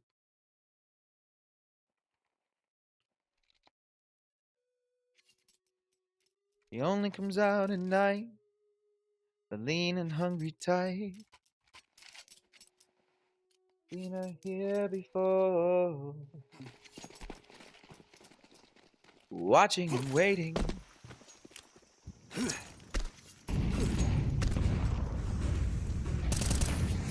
This is more like it. More of a default round. Good damage done onto Zoggin. 9 HP. Forzy will not be able to finish that kill off, but Zoggin probably not long for this world, as it will not take much to kill him. A little spam, a nade, anything, and he's gone. So he will grab that Galil. I like that smart decision. Down goes Owner. Captain Kirk and Amster chiming in, but Forzy has got himself a double. Nice for him. He continues to chime in on the site. He will find another, and Mikey's got that kill on an Amster, so it's all onto Zoggin, a 1v2. And the Aleve will finish him off for Mr. Mikey. Big op play from Forzy. Huge 3K in that round. If he does not get that 3K, kONO end up winning that round. So big for Forzy. Big play. Big money.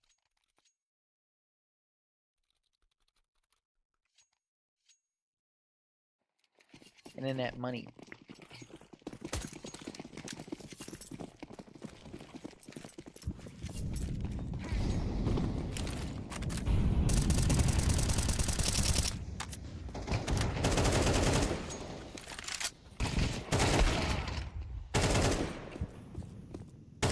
Great opening by Eklot. Ooh, but even better call back. Even better.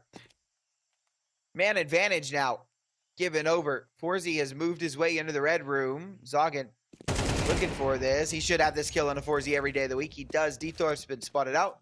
They know exactly where this last player is. And the bomb should just be moving its way over to A. I don't know why Saltovsky is trying to go over there. I guess because the rotate is coming through, but I mean, Zoggin has this unlocked, so why not just go A?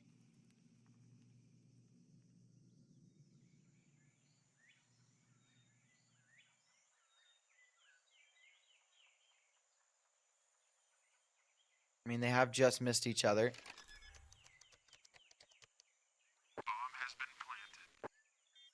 Oh my god. They just slipped the net around each other. Detour and Zoggin have completely missed each other's timings.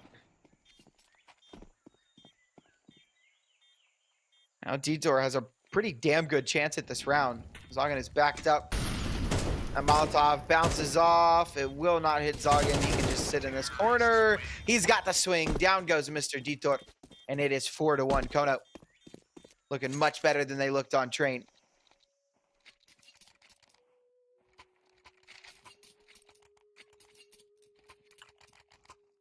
Alrighty. Well, Namiga have qualified. And they made it through to the major. So we will have Namiga stickers. And Heroic are as well. So Heroic and Namiga have qualified. I didn't know Heroic qualified yesterday. That's sick.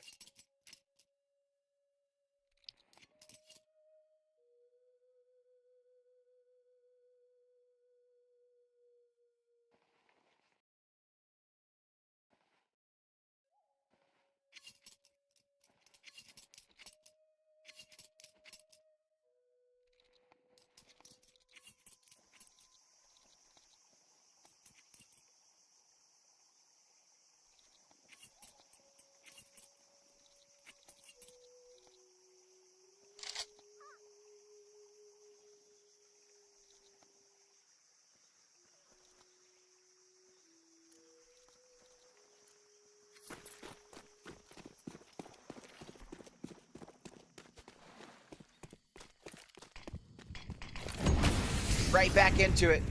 The hero rifle on Mikey. We've got an MP9 on MBQ as well. Oh, look at this from Amster. He should have this trade. He does, and that is the hero rifle gone. So, kONO's big problem dealt with. Eklot now will push out of B. That's the problem. kONO don't know what space has been lost.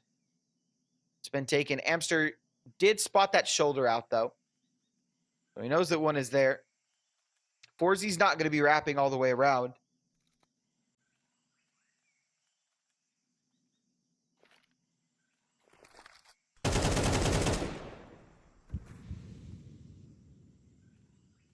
kONO just playing so slow. Oh, Kobe. Duke of a nade. Nice shot from Amster. He goes back. Give him the ace.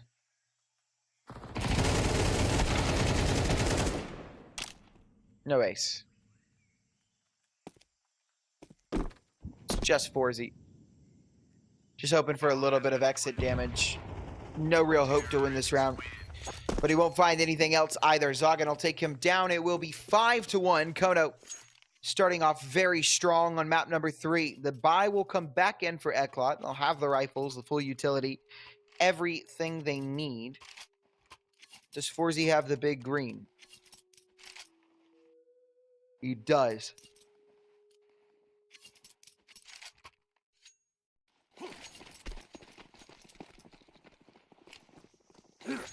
And Lin Vision are also heading to the Austin Ranger.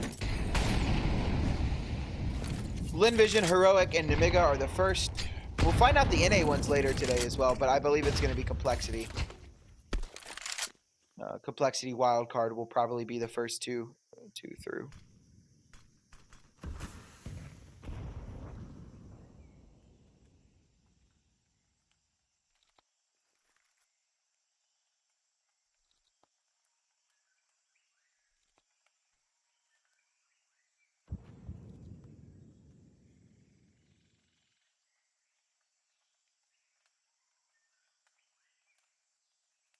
Once again, much slower in this round. Just playing patient. Eklot have stacked over towards the B-bomb site. They've got 3 here, technically 4. If you count the Aleve, and I do. I 100% do count him because he's there. He's there towards that part of the map. It's actually just Forzy here, all on A by himself. Now, he has the op. This is a good weapon for the job, but it could get sticky very quickly if they're not careful. Molotov comes out. Here they come. Missed shot from Forzy. Good wide swing from Saltovsky. Baits that shot out. They now know that the op is here, and they can be a little more careful about it. Nice shot from the Aleve, and they're actually going to back up and run right into him with the bomb. They're going to push into him, and down goes Zoggin. They're so scared of the op, so scared of that rotate that they don't push onto A. They give the bomb away. Down goes Amster, and it's just Captain Kurtka. All by himself, just to save. I don't feel after Monacy joining Falcons. I mean, I don't know. Like, I don't want to hate on Falcons, but I kind of do, right? I hate that they can just throw money at whatever they want. I also feel bad for Dexter because he just put on a hell of a performance at Bucharest. Hell of a performance.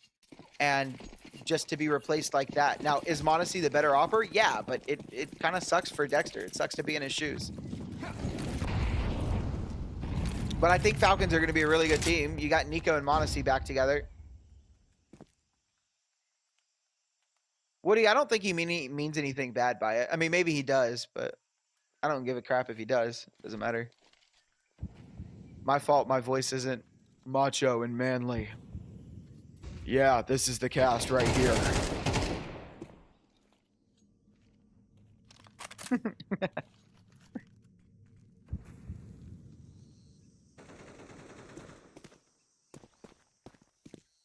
Kaosuke joining would actually be nuts too.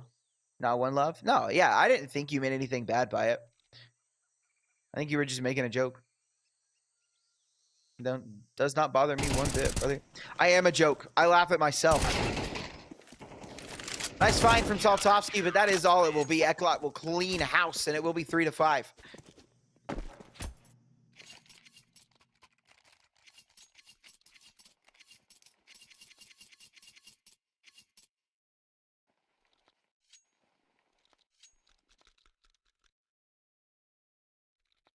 Closing in on the end of this half, we've got 4 rounds left before we change sides.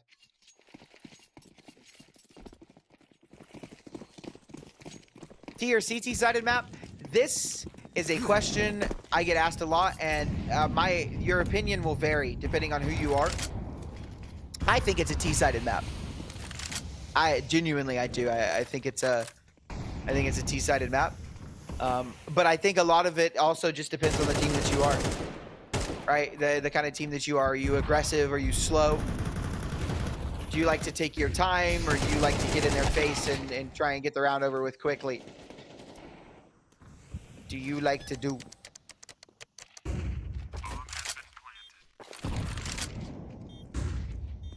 Anubis is more T than CT, yes, for sure.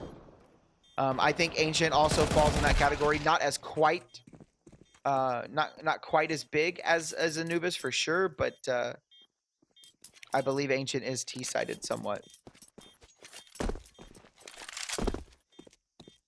You see Eklot, they don't want to even go for this. They just pull off. They say, kONO, you can have 6. We just need to get these guns into the next round. And so they do. NBQ will go down, which is not the end of the world, considering they have plenty of money. They just didn't want to mess with it. Think better of it. So they give 6 to kONO. 3 rounds left in the half now.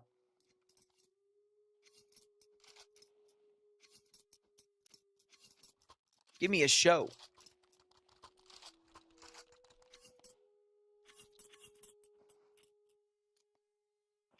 Yeah, I'm gonna be honest. I'm so glad the beard came in the way that it did. I was scared that my beard wasn't gonna grow in very well, but it came in pretty nicely. Keep it trimmed, keep it groomed. It looks good. I'm not. It makes me feel not as baby faced.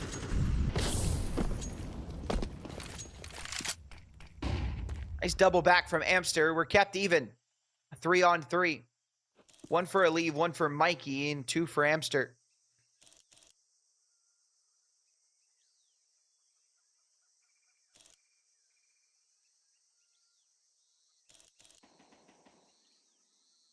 Nice from MBQ.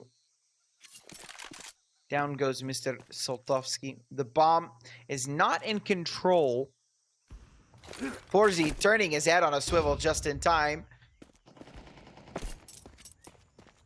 Zoggin will take down Preasy.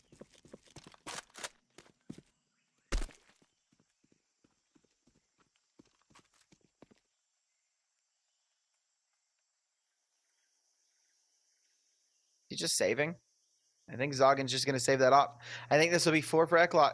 Yeah, it's going to be. He's just getting that op into the next round. It's 4 for Eklot.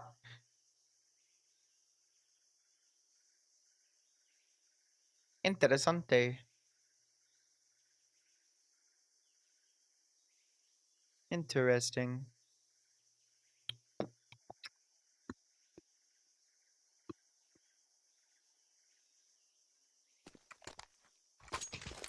Saving is boring. I won't lie. There's like, I hate being alive. I'm gonna be honest. At the end of the round, we either lose or we win. If I'm alive, we have probably won the round because saving is not my thing.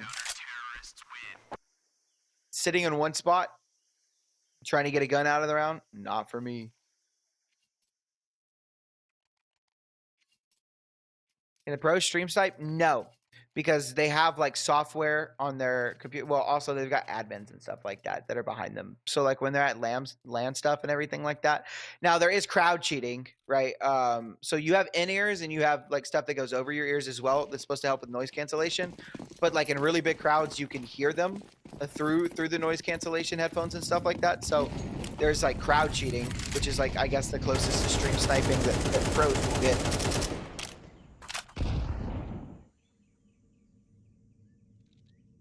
But there's no real stream sniping. They're not allowed to.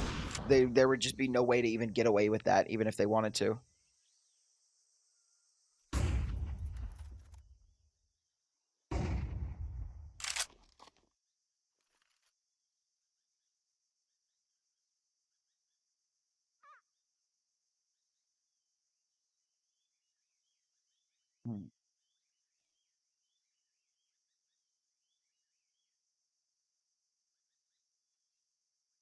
kONO going for the slow walk-up beat. They're a man down. NBQ, will he go uncleared? He will. Easy cleanup for him in Detour. Owner and Zoltovsky. Good flash. Owner goes down. Molotov drop for Saltovsky. Gonna walk forward, and Forzy, no problem taking him down. It's 5-6. Last round of the half. And kONO are broke. B-R-O-K-E. Nothing to work with in this last round. Meaning it should just be Eklot taking this 7-5.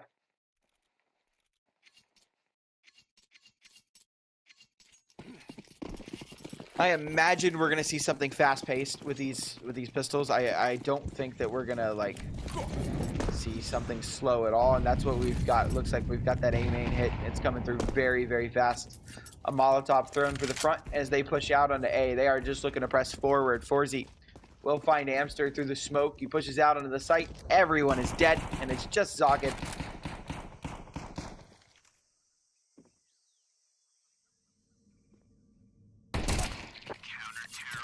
Down he goes. So 6-6. Sorry, not 7-5. 6-6. Brain no worko. I can't do math. All tied up. And we will change sides here on Ancient. I will be right back. I have to piss so bad.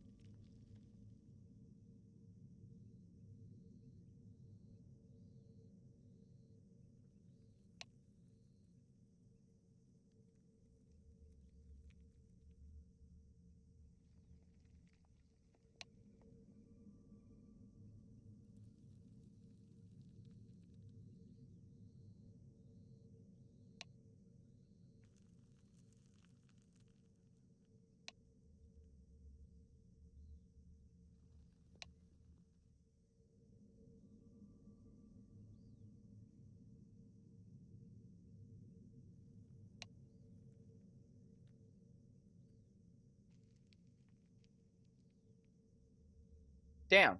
I come back and we're not even in the next half yet. What's going on? Let's ready up.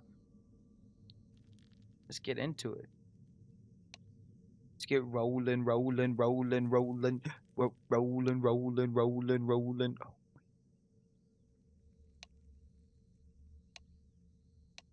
What y'all know about Limp Bizkit?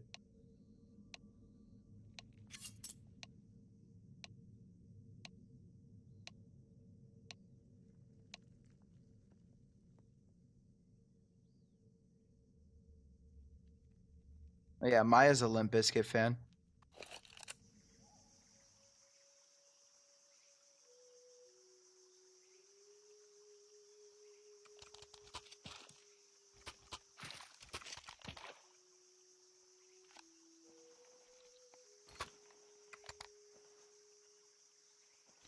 Who's Vise and Observer? Well, Vise is the guy that manages me. I think Vise is like the admin slash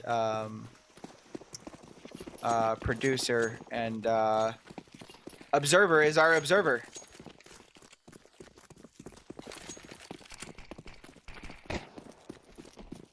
We are tied up 6-6. Eklot looking for something fast here in this pistol round.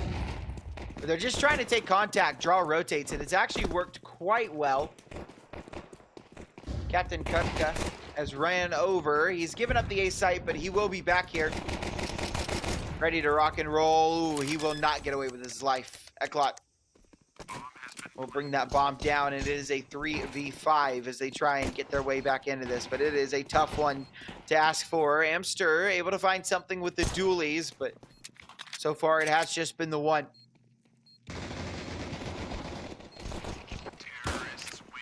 Just like that. Sweet like candy. Eklot finds 7. And that pistol round will come in handy.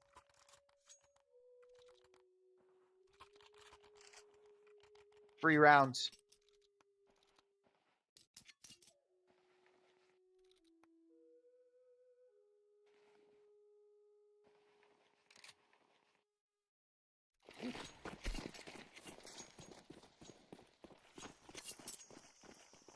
How do y'all feel about G2 plus Hades?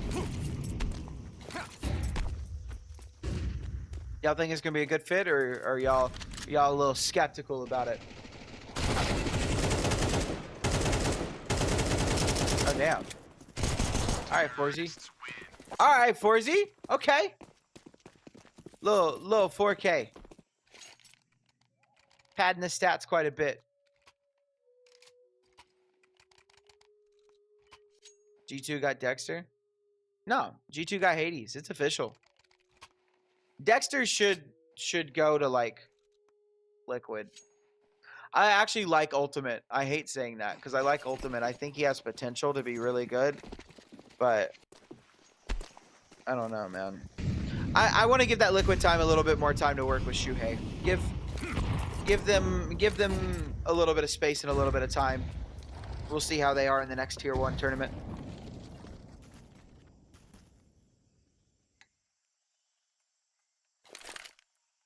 Y'all don't think Hades could come out and surprise people? Why Hades? I don't know. Ask G2. I have no idea. I just know they signed him. Nice from Owner. That's a good way for kONO to get back into this round. Or get into this round, not back. They were never out of it. Now they might be, as Detour is able to find Captain Kurtka. That will be the A bomb site completely opened up, and I think that's just going to be the save from kONO. Yeah, that's what it has to be. They'll pull away. They'll give Eklot 9.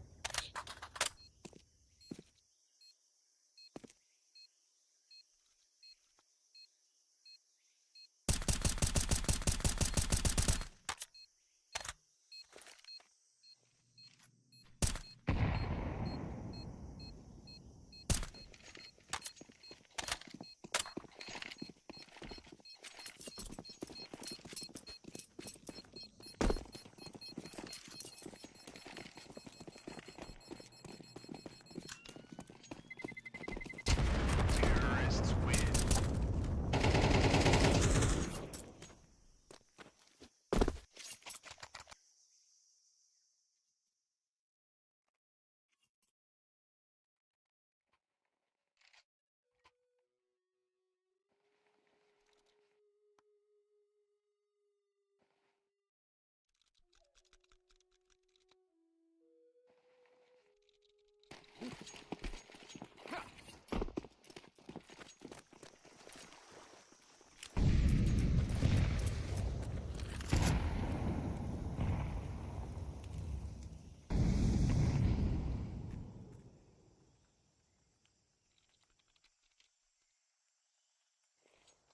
Falcons fan now.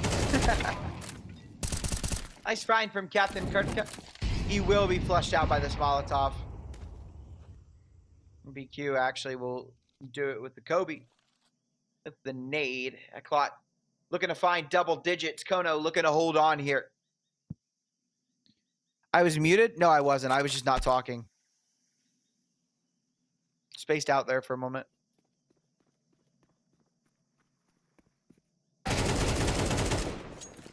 Nice reaction from NBQ. Well, back up. The Alive has got Zoggin. And Amster, my friend, you have lost your team and your touch.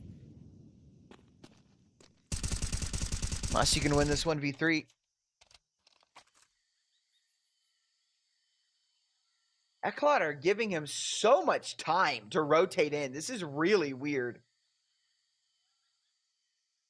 Really weird. He's just tucked in a cave. They have no idea he's here. This is the weirdest thing I think I've ever seen. He's got full kit, full utility. He can do whatever he wants.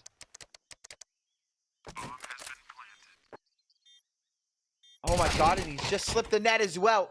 Amster out onto the site. They know exactly where he's at, though. Terrorists win. And BQ will take him down. It will be double digits for Eklot.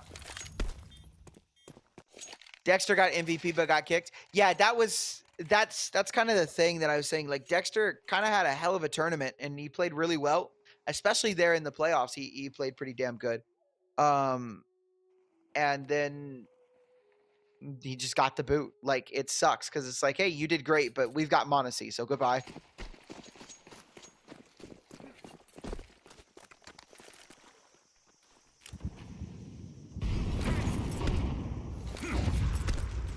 I mean, good for Nico. Amster finds Mikey with that 5-7. That's not a bad start to this round. The rest of Eklot just not going to be playing games here. Zoggin finds another with the 5-7, and it looks like a potential eco on our hands. But Eklot handles it quite nicely. Down goes Owner as well, and it is just Captain Kurtka. He will kill Forzy. Oh, that nade should be destined for greatness. It is. The Aleve takes him down, and it's Eklot to find 11. 2 rounds needed to close this one out. kONO, you'll be able to buy. But it has been domination from Eklot here in the second half.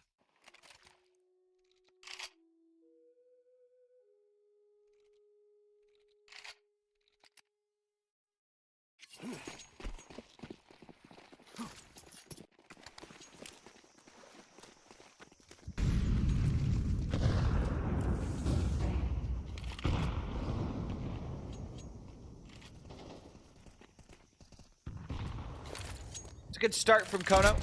Captain Kurtka able to take down NBQ. An opening pick. Can they convert, though?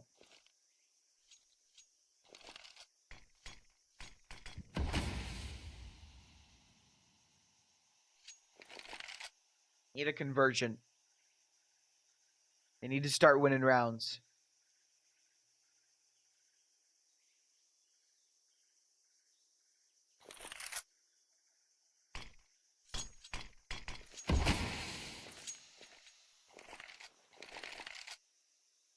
Smoke drops.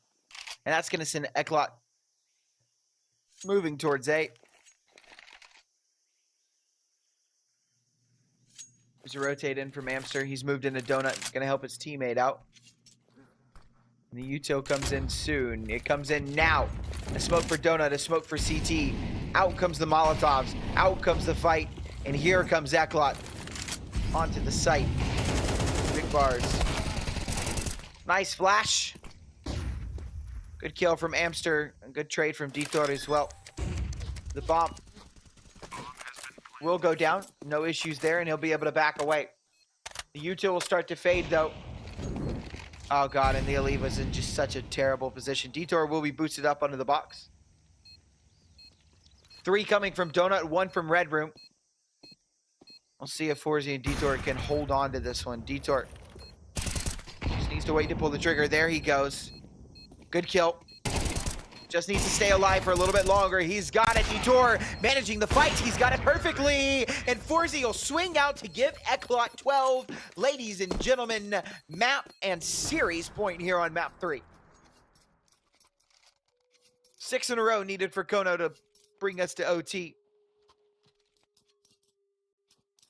Do I have a match after this, or is it sleep time? It is sleep time. It is sleep time.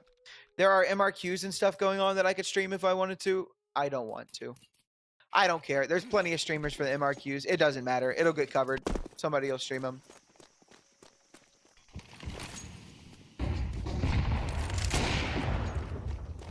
Nice shot from Forzy.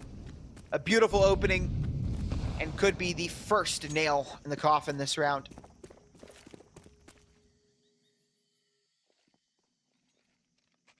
Are 3 people here for kONO. Look at this ramp push. Okay, hold on now. Oh, Mikey makes a meal of it, but he does get the kill. It's on to a 2v2 now. And Mikey's going to accelerate forward.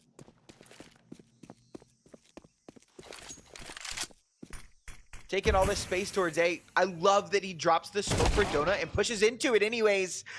But he has to win that fight, or the play doesn't matter. And here we go. The play doesn't matter. Now Forzy going to come out through mid. He vacated the space. He will scope in. Amster will be walking up close and personal. An easy shot for Forzy. He doesn't know where Zoggin has gotten off to.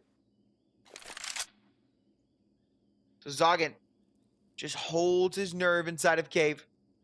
Forzy will be coming around. He'll be coming around quickly. Zoggin hears this. Forzy not going to be looking the right way. Zoggin, perfect timing on that peak. 7-12.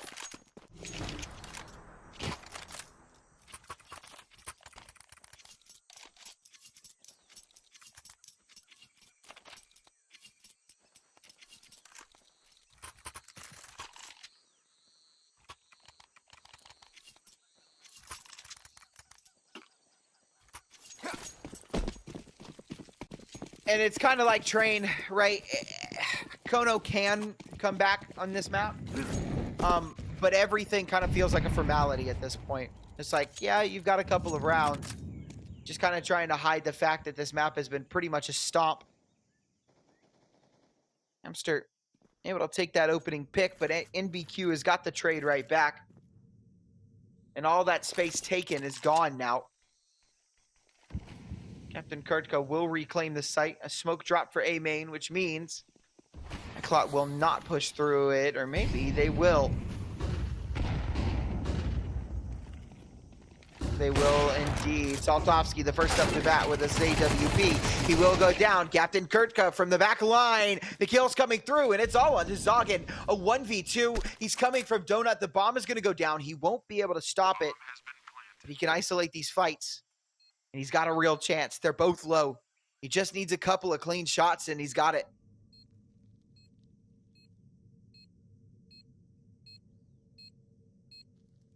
Can he make it happen?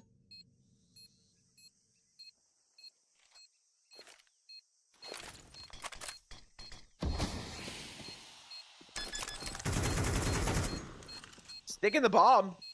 They're not spamming it. They're not coming for him. And Zoggin, just the full stick in the 1v2.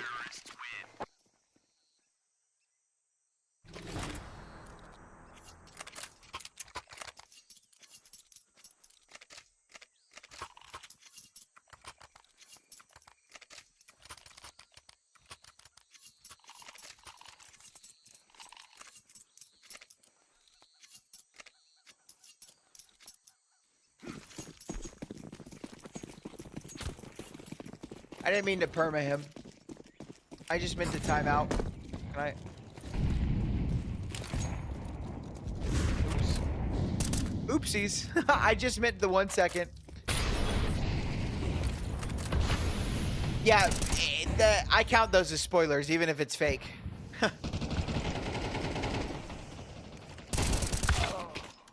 Up onto the site. Good trades, though. Kept even a 3-on-3. Bomb is down. We'll see what becomes of this round. Captain Kurtka gonna go swinging wide. Mikey has the good trade, and it's all onto the Aleve. A 1v2. He can't find an owner. Has got to.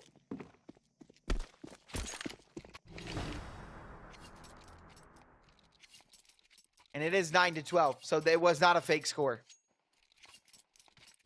He's being dumb.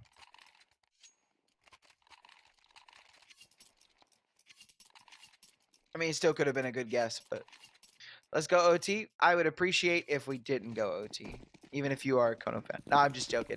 Let's get some good Counter-Strike. Doesn't matter what it is. Give me OT. Give me whatever you got to give me. Just give me some good, clean Counter-Strike. A hero AK for Eklot. Mainly pistols. This MP9 should make pretty quick work of this. BQ will find owner, and Mikey's got Saltovsky, and suddenly this round kind of turns on its head.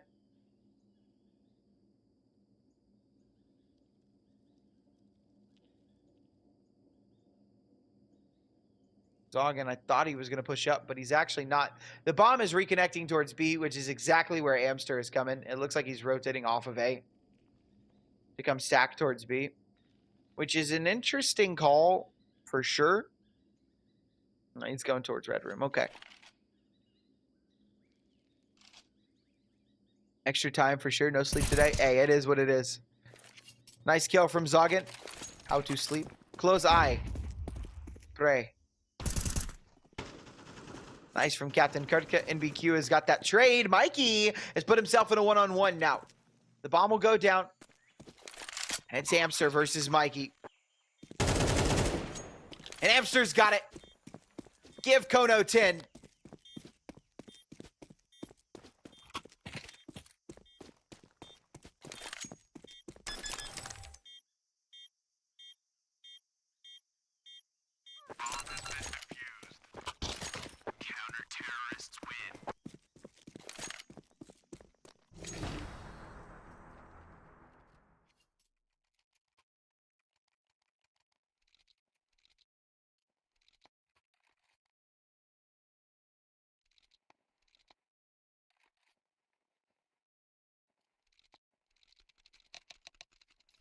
You heard him. Let's go, OT. Tack pause.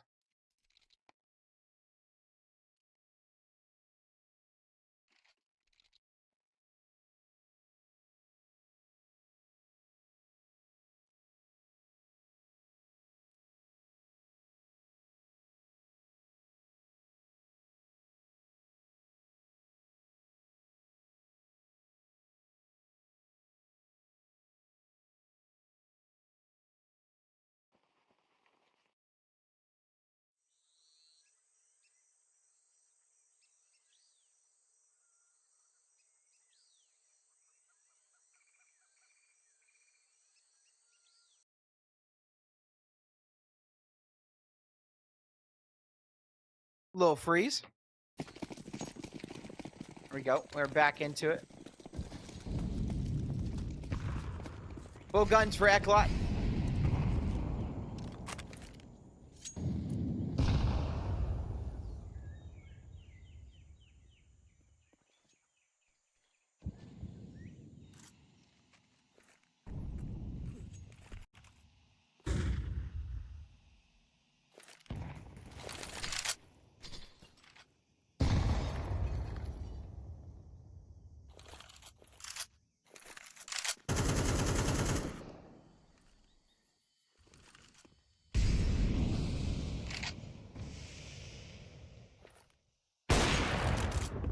Nice opening from Forzy. Down goes Saltovsky. He's looking for more. They're not going to give it to him. Nice mid find. Dempster able to take down Mikey. Good shot from Forzy. And this is all she wrote, ladies and gentlemen. It ends like that. kONO try and bring it all the way back for OT on map number 3, but it does not go their way, ladies and gentlemen. Thank you guys so much for tuning in. It has been a pleasure being your caster for the morning, evening, night, whatever time it is for you. As always, remember to hydrate, drink water, eat the right foods, go to the gym and work out, and take care of yourselves mentally, physically, and emotionally. It is super important, and I love you all. Peace.